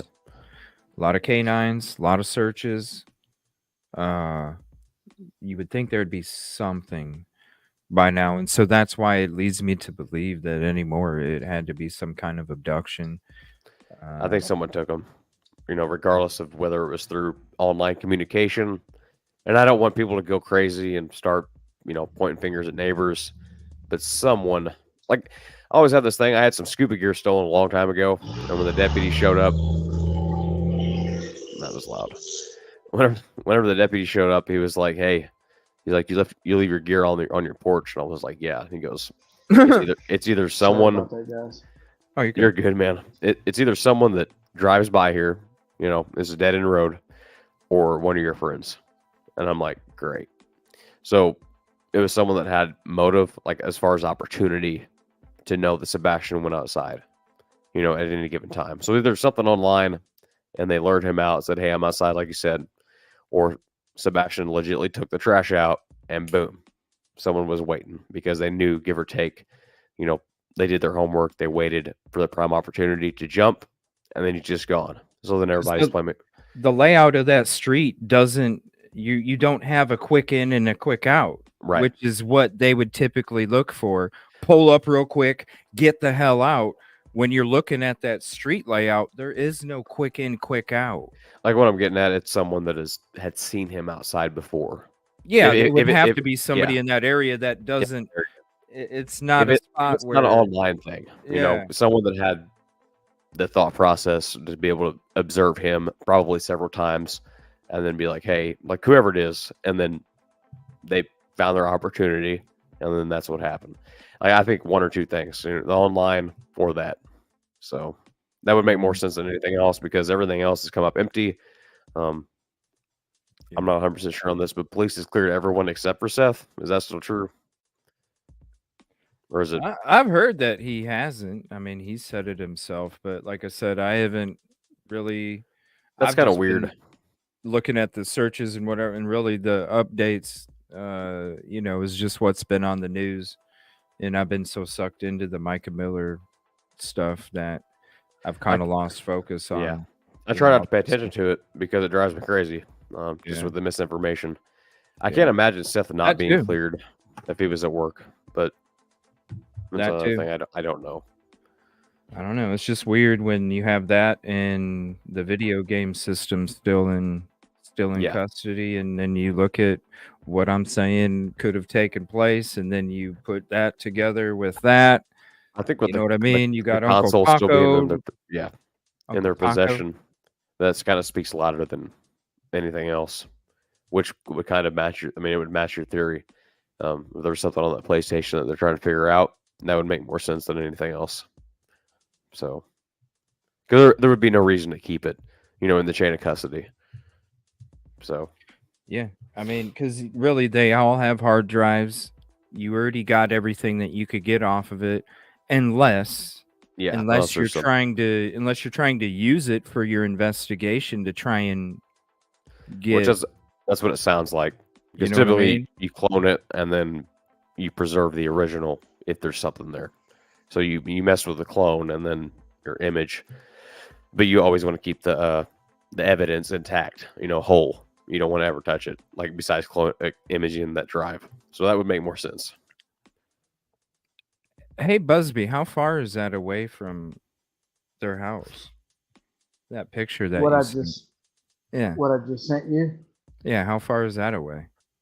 Look at the total number on the right-hand side, and that's Sumner County. Holy 352 offenders in Sumner County. Hey, real quick, somebody said almost any 15-year-old knows how to get online. My oldest son is 4, and he gets online. So I 100% know Sebastian could get online. Whoa. Hold on. 352 offenders in Sumner County. Yo. That's as of 5 minutes ago. Whoa. That's just in that county? Just in Sumner County alone. Dude, they got a lot of people to look at. Whoa. I got that off the Tennessee SO. Can you imagine you list. run across, I've run across people when I was playing online games. I ran across people from Akron when I was, it's like, oh, you're from Akron? Mm-hmm. Yeah, let's hang out. All right, cool, whatever. Crazy. So who says, hey, man, didn't even have to have a way to contact. Maybe who says that person didn't show up and knock on the bedroom window and say, come on. Yeah. I don't want mom to know that I'm going outside sneakily, so I'm going to be dangerous and leave my shoes by the front door because my mom fell asleep on the couch and I want her to think if she wakes up that I didn't go outside, so I left my shoes there. I mean, part of me, just because of my thought process and everything, I would be checking on every one of those. I'm sure they have, but that's the thing with a lot of these missing people's cases. I cover a lot of them. A lot of these missing people's, they're missing just that smallest part of evidence to be able to get people to be brought in to get further and question further, because something may seem suspicious when they talk to somebody, but because of the legality, they can only go so far. A lot of the times with missing people's cases, that's what it is. It's that little. They have the suspicions. They have the people of interest. They just don't have that little bit of evidence to be able to get that person in, to be able to put pressure on them. And it could be one of those things. That probable cause. Yeah, you got to have a little more. You can't just jump on it. That little bit of probable cause to make them mess up. It's sad, dude. There's cases all over with these missing. A lot of them are females. And a lot of them are living on the street. And a lot, that's why a lot of them are unable to have more information, is because they just don't have anything. They have people of interest. They have last seen with so and so. A lot of the times with missing cases, it's last seen with this person. Sketchy as hell. Damn, we can't bring him into question anymore because we just don't have. Just not enough. Right. It's sad. And I think this is what it is. They just don't have that little bit. And when you have that many things going on, who knows, man? And it could always be a thing too where it's part of a bigger investigation. If they think somebody's involved. So many scenarios. It very well could be a bigger investigation as far as more missing people or more missing kids. With the little. Right. So it unfortunately could just be another piece to their puzzle. Mm-hmm. Like just to bring more people, that person down. You still there, Busby? Yeah, go ahead, buddy.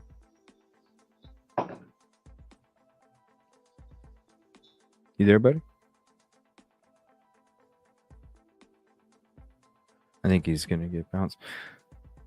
You still there, buddy? Oh, wow, Lou. That's good. Well, is there anything? He might be getting booted because of the weather. He said he's got some nasty storms going on out there. It's probably interfering with the signal.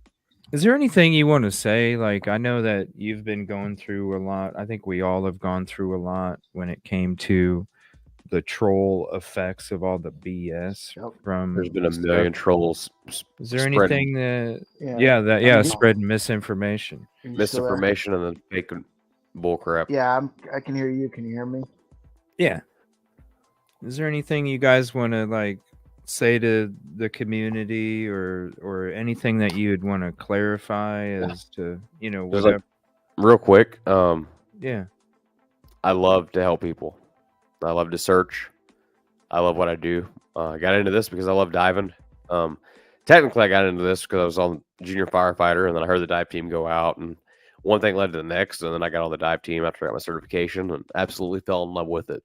And then I always felt like, hey, we get 2 calls a year. I feel like I could do more. That's always felt. I always felt like I could do more for people because I was always quick to learn, and I always felt like diving and searching became very, very easy. And it's not always easy. A lot of it's very hard. But as far as the recovery work, removing finding people, removing vehicles from the water, cleaning up our environment, I always found it very rewarding. Absolutely love it. And no matter how much work it is, I never felt like it was any type of work. I actually love it and enjoy it. That being said, the searches that I typically take on, typically it's a little bit more to go off of. Just a little bit more backstory. So we searched the areas initially because I felt that everyone felt that he ran away. That's the initial report. And it's like, okay, he's nowhere on land. They had searched with canines. I still to this day, I trust canines 150% most of the time, and they do get confused and things happen. A lot of variables into dogs. They're still an animal regardless. But we searched and searched and searched. I have the topo map to the areas that have been searched, whether that was with a canine, on foot, by air, just by patrol, people walking, the exact location they went, left, right, back and forth. And then we cleared areas outside within that 5 mile range at first because we thought he ran away. And then that was kind of pretty much unfounded. And then we started vamping out and going out just a little ways just to see if we could find anything. But it's literally a needle in a haystack. Typically when I do these searches, there has to be either a sighting or they were in this general area or someone thought they seen someone walking this way to search those areas. And I've gotten a lot of pushback, especially a couple of videos I've released lately saying, like I'm not out there searching, at least this person's searching. I just feel like that person's doing fake searches. That's how I feel. You can see it. Yeah, like it's just a fake facade bull crap search. You can see it. Yeah. You can watch their own tape and see exactly. And they removed a lot of the live streams. Yeah, they did. Last 3 weeks, last night, I think which is weird. Like if I'm not, I don't even know what the word would be, but if I'm not suspect or sketched out, I wouldn't be removing anything. I'd be like, watch it for yourself. I'm not fake. Watch this crap. Like, watch what I'm doing. Like, watch what I did, and you'll see what I'm doing. But if I had something to hide, I'd be like, oh, I got to delete all this before people save it. That's just because she called the TBI tip line as a freaking joke, and she was saying what people were typing in her chat, and you should have heard. God. You should have heard the crap she was saying to the tip I didn't know line. that. Oh, dude. I mean, yeah, so all accountability is out the window, even if she were to find something or think she found something. We can go over it real quick as we end I would the like show to if you want. See a little bit of it. All right. But real quick, the reason I'm not down there, I've exhausted like my search parameters and the way that I search as far as, it'd be the equivalence in my mind right now for me to go out to the lake when I'm fishing and saying, hey, I'm searching. That's not what I do. I have more to go off of than that. Now, if there was like a little bit more information, I could probably get the resources to search some different areas with a little bit better setup. But there's nothing else to go off of. There's literally been no more information in Sebastian Rogers, except for day one. And that's what we're going off of. And now it's just like literally a needle in a haystack. I would have better odds of looking for Sebastian and then finding a person in that general area in a vehicle that was missing before I found Sebastian. And that's kind of, I hate to say it that way, but I would have better odds finding someone else before I found him at this point in time in the areas that I would be able to search. So if someone has any credible information, turn it into law enforcement. Right. Call them. If you live in that neighborhood and you have more footage, turn it all in. You might have a little bit of something that makes more sense, like them pulling into the driveway. Okay, there's Katie, there's Sebastian. They actually made it home. Something to go off of. Be like, well, we know for sure he made it to the house.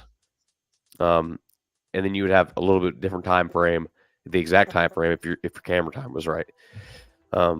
You may think it's nothing, but it very well could be the key that TBI and the Sumner County Sheriff's Office needs. So that's all I'm going to say. I love everybody that has supported CJ, Busby, and me. It's literally a team effort. A lot of time I do searches by myself, and it is very dangerous. I will literally anchor the boat the best I can and dive on an object, and I do it as safe as I can, but all it takes is one little thing. So it is 100% a team effort. So I love everyone that's on CJ's channel, Busby's channel, and my channel. I thank everybody for the support, but don't let Sebastian's name stop. Keep his name out there. Keep supporting everyone in the search. Like the majority of the people in the searches, I think, have a good heart. Hold people accountable. But hold people accountable is what I was trying to get at. Thank you, CJ. And that's all I'm gonna say. Because it is about Sebastian. It's 100% about Sebastian. We want him found. I would love to sit here and say that, he's alive, but I 150% don't think he's no longer. I just don't think he's with us. But I don't know. I think he could still be. He could be if he's in. Somewhere. If he was abducted in that case, yes. But he could be halfway across the United States, or there's no telling at this point. Mm-hmm. You just need a little bit more information. Mm-hmm. Yeah, the 150% no direction. So. Yeah, and when you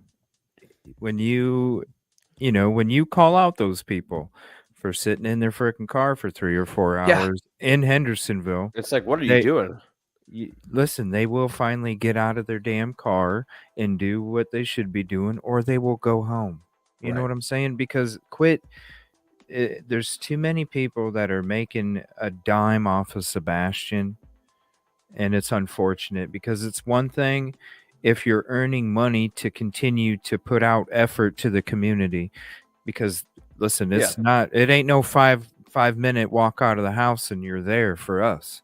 No, we literally have to drive. How far of a drive is it for you? You too, Busby. It's a 2.5, 3 hour drive for me. Yeah. Busby, what about you? It's 4 hours for me. You know what I'm saying? It ain't no 5-minute walk out the damn house. No. And we can do this. Otherwise, we'd be doing it a hell of a lot more. But the thing is that stuff does cost, whether it's maintenance, fuel, tires, or brakes, anything. Everything. Right. It adds up quick, especially whenever things break. Air fuels, dive gear, boat. It just adds up very, very quick. And that's just kind of how it is. What about you, Busby, man? Is there anything that you wanted to clarify or say or anything? I don't speak near as well as you and Trey do, but I've taken this case personal. It's happened where I grew up. I'm also disabled. I'm in a wheelchair, and he's disabled in a different way. Right. And I've just taken it kind of personal. It's like it's been in my backyard kind of thing. And I will not stop looking for him. I can't. I'm gonna turn my camera on for a second. See this picture? Here, let me zoom it in for you, buddy. Yeah, what's up? Yeah, the roosters. It's because I'm a peckerhead. The reason why I say that, we love you, Busby. because I never stop once I get started with shit. If I get started on something, I just keep going until there's a resolution for it. And I'm not going to stop looking for Sebastian. I've already been out there twice. Sorry, my hat's all crooked. My internet's been going down. No, you're fine, man. The Bucky hat. That right there reminds me that I'm a peckerhead and that I just need to keep going because I don't stop. I've never stopped in my life. I'm not going to stop at this. Good to see you for once. Yeah. Your rooster. Right. You get that thing going. You're amazing, dude. Thank you. Appreciate it. Thank you for watching our backs whenever we're out there searching. And thank you for showing us the area and mapping stuff out. It saved a lot of time. And then especially to do it. Yep. Go ahead. And the coordinating too. Especially no one was around messing with your stuff or trying to steal your gear. I know Nashville's been notorious, or that area, general area, Hendersonville, Nashville suburbs, people breaking into vehicles, stealing your equipment. So a little bit peace of mind so we can focus on the search. Right. Yeah, I just needed to make sure that everybody's stuff was okay, that you guys were okay. Yep. And you got us into the right areas, I mean, like places I never even heard of. I would have felt horrible. And quick too. Like that was Yeah, what I was would have always felt telling horrible people. if something Like happened to you guys. he was the maestro narked. I was comparing him to the guy that stands in front of the orchestra and you know does this with the the maestro. You know, it was like shoo. Oh, yeah, no, it was like here. this. No, we got a back road. Yep. Kept the whole convoy together, which had to be a task as well. So no, that's why I was saying you're like a maestro, man. You were the conductor You guys were putting in your GPSs, and I'm like, just follow me. Yeah, the GPS take you to the wrong area. Just follow me. Do you guys want to? Do you want to hear that audio of that call into TBI? It was kind of crazy because last night Jay for Justice was going over it. And I wouldn't mind hearing it because I've not heard it. Sure. It's crazy because she was getting ready to go over it, and all of a sudden TL took her video down. Oh, and then weird. That's when all of a sudden, oh shoot, the last 3 weeks are gone, y'all. Like, so after everybody else ever called her out, basically, even though I didn't directly call her out, but now that it's known, her trolls were coming in hardcore. It is the most toxic chat that I've ever seen in my damn life, yo, because that's what I was saying, like from the beginning. Again, that's where we came out with the hot dog steak. Like this chick would be snapping and yelling at people that she don't even like. Oh, this person said this. Da, da, da, da, da. It's like, dude, do you even do your homework, or do you have people to help you do your homework? Like, come on now. So this is what was crazy and shout out Jay for Justice. We're going to play the audio and I'll share the link with you guys if you want to see the actual episode with the video and all that other stuff. Go drop a like, share a trophy and a heart over there at the link for her. And we're just going to play the audio for you guys so you can hear this foolery, man. This shit is crazy. So right here, Jay is talking about the tip line. They're talking about the tip line. Jay, if you guys remember, Jay for Justice called in the tip line and they hung up on her. Wow. Because she wanted to know who she was talking to. They hung up on her. So This is part of that tip line that's fake as hell, right? So she's talking about this. She's going to get into the Terry Lynn call where she literally calls on her own show and is saying the stuff that's in chat. Now I'm going to mute the music because you guys got to hear the crap that she was freaking saying to this tip line. It is nuts. Watch. I don't know. I don't know who's behind this yet, but it won't be really hard to find out. So let's go back to this. This is Terry Lynn last night on her search. And we're talking about the tip line. Okay. We're talking about the tip line. I called the tip line a month ago. I got hung up on. Granny called the tip line last week.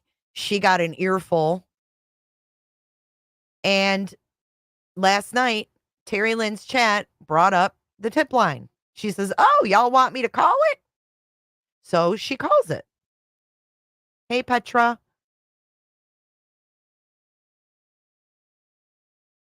And this is what happened in her live stream. This is public. This is crazy. If she is shamed, she should take it down. This is crazy. So don't have her kinfolk coming in here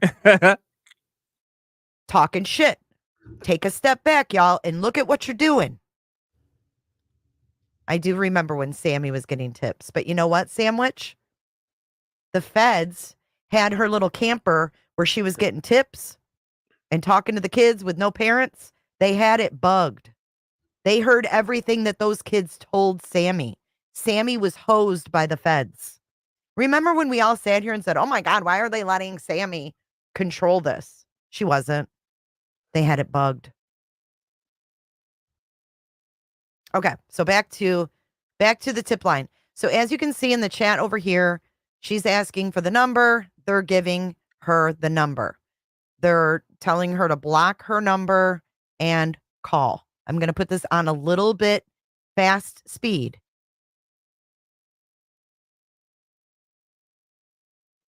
If it's too fast, let me know. I'm going to put it on 1.25. No, she wasn't wearing a wire. She thought she was getting the tips to keep everything secret. So hush, hush. They had the trailer bugged because they used the grandpa's trailer. Yes.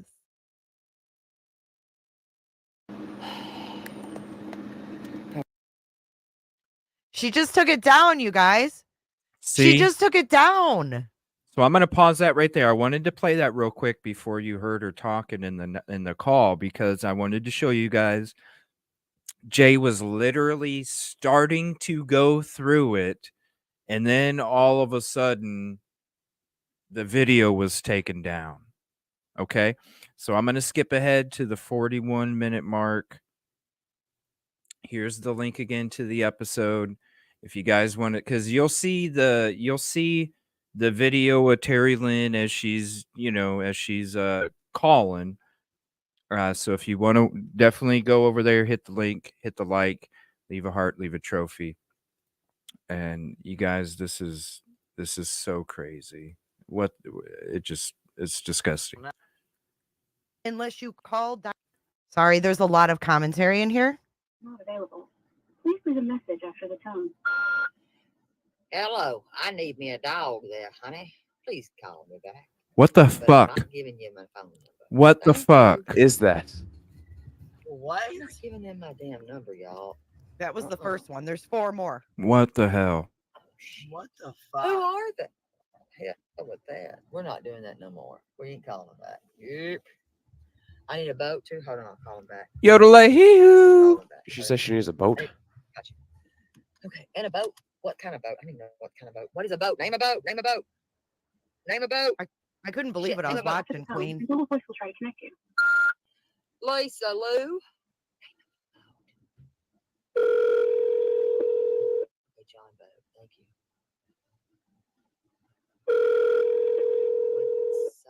She's going to read everything her chat says in a minute here.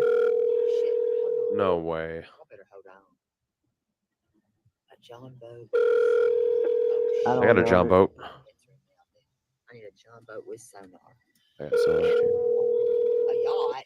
Shit.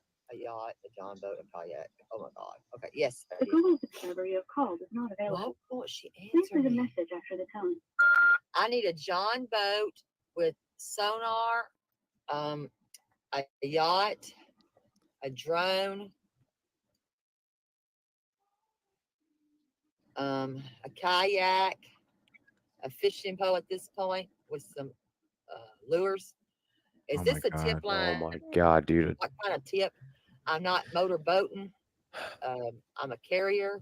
This is what they have now. Google. After and we I left. need the dog. Dog. Did she So that's just who's say searching. motorboating? This is my pants. Yeah, bro. This is the people that A have been yacht. searching since we left, A bro. freaking yacht and a fishing hook. This is what the circle searches. This is what has been taking place since we all left. We were the last damn search crew to give a shit.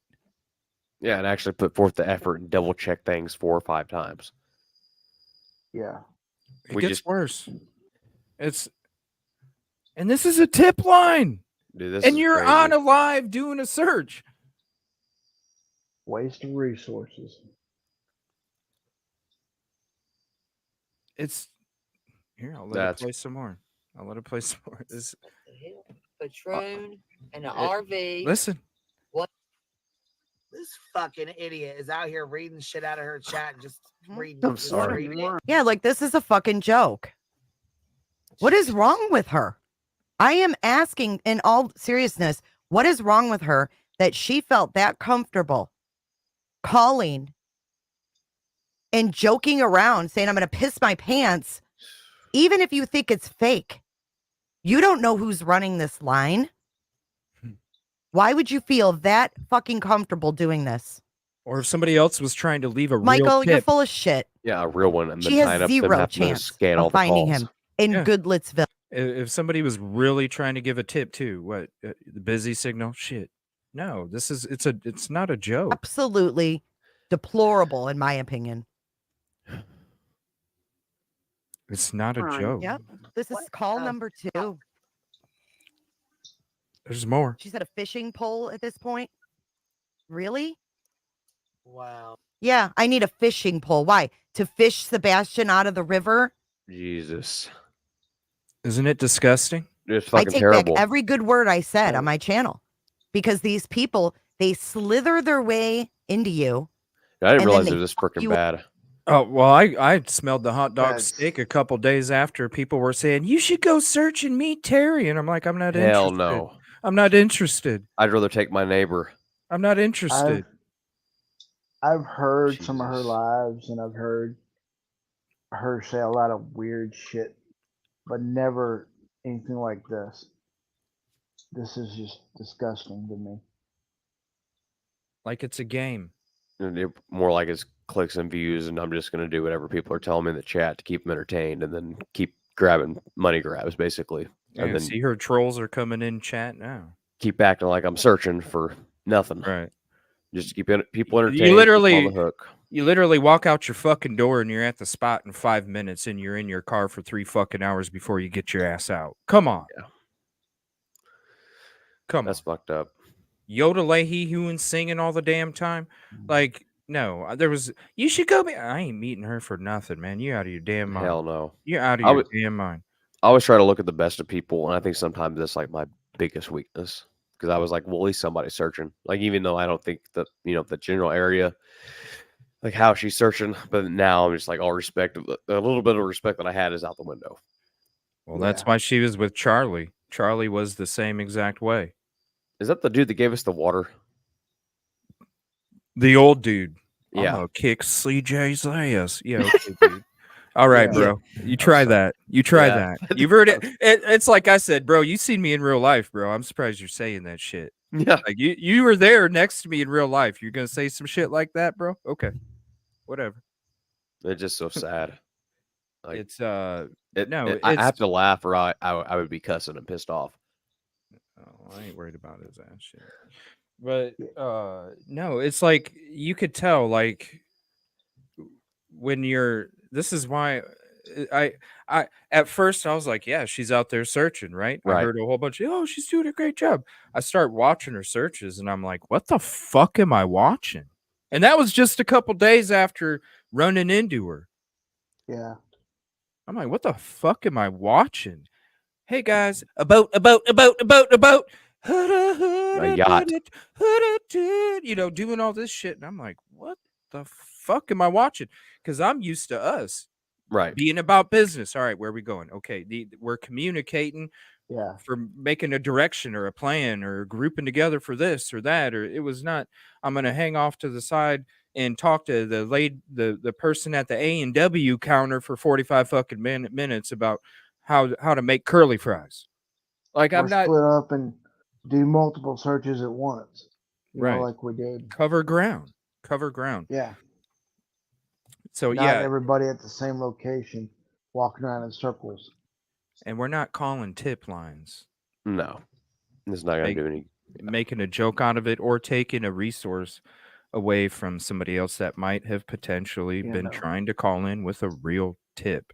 Well, they gotta- Unfortunately, it's a joke line, but you know, They got to still. listen to it, document it, listen to it several times, then make sure they get all the information. And if you got somebody talking crazy, they got to try to decipher if there's anything in there that they can actually use. Well, and she was the one that supposedly had inside sources with the TBI and people that were letting her know information and all this, another Robbie Harvey, letting her know information. I'm working with the TBI and I know this and da da da da da da da. And it's like, man, they don't Yeah. trust people that run their fucking mouth. They No, not trust like people that. that keep secrets and don't say shit. That's like delusional. Using that crap. All right, you guys. Well, I want to say thank you guys again, man. It was a long time coming, too long. Yeah, Definitely no, a thank you, fun time. CJ. It's good to see you guys kind of go over everything that's been happening. A lot of stuff in the air, just kind of clarify some stuff. So Candid conversation. Yep, definitely good. I feel like we're nowhere closer to finding Sebastian. Like no Nope. one is. Nope, not And that's since the first day it was reported. that's the messed up part. With the information we have, it's still the needle in the haystack. Yeah. And every second that goes by, it doesn't look any better. I'm just being honest. All you can do is hold out hope. Yep. You know? You can hold out hope because at least there may not be a sign where he's at, but there's also not a sign that he's not passed either. So Keep your eyes open. All you can do is hold ears out open. hope. It very well could be, somewhere where you just can't get out and access to anybody. So Just hopefully, hopefully he's still around, and you just got to hold out hope because it's still There's so many people that still don't know about his case either. So has it real quick? Is this made like actual besides News Nation? Is there any other news outlets besides like local news outlets covering the story? local news, and that's it, pretty man. much You there's been 4 or 5 videos in the last month, and they're like a minute and a half, and there's no updates. Yeah, they need a different PR person, and to get this to be national news, like true national news, like every outlet. Yeah. You know what's sad is Seth could have had all of us for that stuff already, man. Dude, he had a decent team set up. I just don't think he knew it. Through the PIs. I mean, could be good, communication and working through people. Yeah. I don't know what exactly took place for him to fire everyone, but I'm not sitting there talking bad about Seth. I just think that he had a better team or a better. Yeah, he painted himself in a corner with Tony, and he has no choice but to roll with him. Yeah, I would kick Tony off the boat. I'd be like, I can use this boat whenever I want, right? He'd be like, yeah, like have it in writing. I would kick him off the boat. Like I said, and he hook gave him a up to an C&D anchor. to the wrong person. Yeah, he did. Like how you, even though Yeah. it's a joke C&D, but still 1 of 5. And now, like, what did I even do, man? Like I That's said, you messed up. guys can go back to the live. You can see how I talked about, I played his video, his words on why he sent the C&Ds, and I went through everything that he said, and I'm asking you, show me the tape where I did this and that, because I didn't do any of it. That was definitely unnecessary for him to send you a C&D. It's Like, stupid. should have never happened. No, it shouldn't have. He should Not have at never all. said "fuck you" to everybody either. But that's another thing. Yeah, I remember that. I just was like, well, he's emotional. That's how I took it. I'm like, I'm not gonna take it to heart. Yeah. Well, we'll have to do this again, man. We'll have to have another show here soon. And, Oh yeah, we'll hang definitely out. be back on. Just I kind of want to hang out on one show and kind of go through everywhere that we searched together, and then Gotta break it down. make our own map.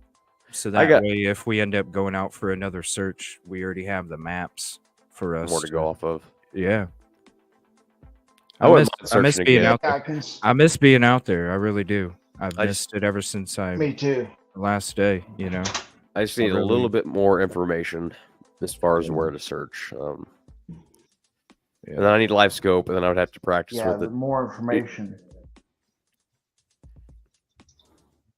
Yeah. Go All ahead. right, you guys. Well, I Love appreciate you it guys. so much. Love you too. Thank you all so much, Busby, Narked. Great Good to team. Good to see you for 5 seconds. Nah, 5 thank seconds, you. Busby. And that picture. Yeah. He said, I don't give up. Hey, I feel you, bro. I feel you. You're good, man. Appreciate you guys. We'll have this. We'll hang out again soon, and we'll go through some other stuff. I don't know. It would be nice to go back out there. I definitely and want to go back get the out. team, Just need get a little the team bit back together. Yeah. the game plan, and then Yeah. I don't need money. I don't need equipment. If someone could let me borrow some live scope, that would be great. If that makes sense. Well, there you go. If Like I you don't have to guys have know it it, forever. I don't we have to may- have it forever. Just kind of give me the rundown. I can throw in a dummy, do some testing, and then go from there. So that would definitely help. Yeah. Well, there you go. if I knew anybody that had a live scope, I'd get it, but I don't know Well, anybody. Well, right now, hey, we might be getting the crew back together and going out there for some searches. You guys got the heads up now. Yep, just If putting the first anybody couple ones out knows about, what he's asking, who knows? Maybe in a few weeks or something. Something might pop up. Yeah, maybe. So look around, guys. Let us know. Let Narc know. Go hit the like, leave a comment, sub up. Let me share their channels again. I appreciate you guys very much. It's missed you guys a hell of a lot. Oh yeah, I missed you guys too. I've just been busy. Yeah, I hear you, man. I've been out in Myrtle Beach for like All over the place. I've been a watching month. you. Yeah, I've been all over, man. I've just been all over the United States almost. I've been doing home repairs. Yeah. It's not fun. No, No, not really. no. Here's the links, you guys. Go sub up. Go hit the likes. Go leave some comments. Appreciate you guys. Want to say thank you to everything that you guys do, Busby, Narked, everybody out in the community. All of us together, it is a community effort. And we definitely wouldn't be able to do any of this without you guys. So it really means everything to us. Appreciate you very much. Takes a community and an army of people. Yes, yes. Be safe. Have a peaceful and positive evening. We'll see you tomorrow. Thank you guys. Be safe. Love y'all. And let's find Sebastian. Come on. Let's be about Sebastian. Yep. Okay. Let's be about Sebastian. Have a good day. Good night. You too. Appreciate you guys. Good night, everybody. Good night. Peace. Keep spreading the word.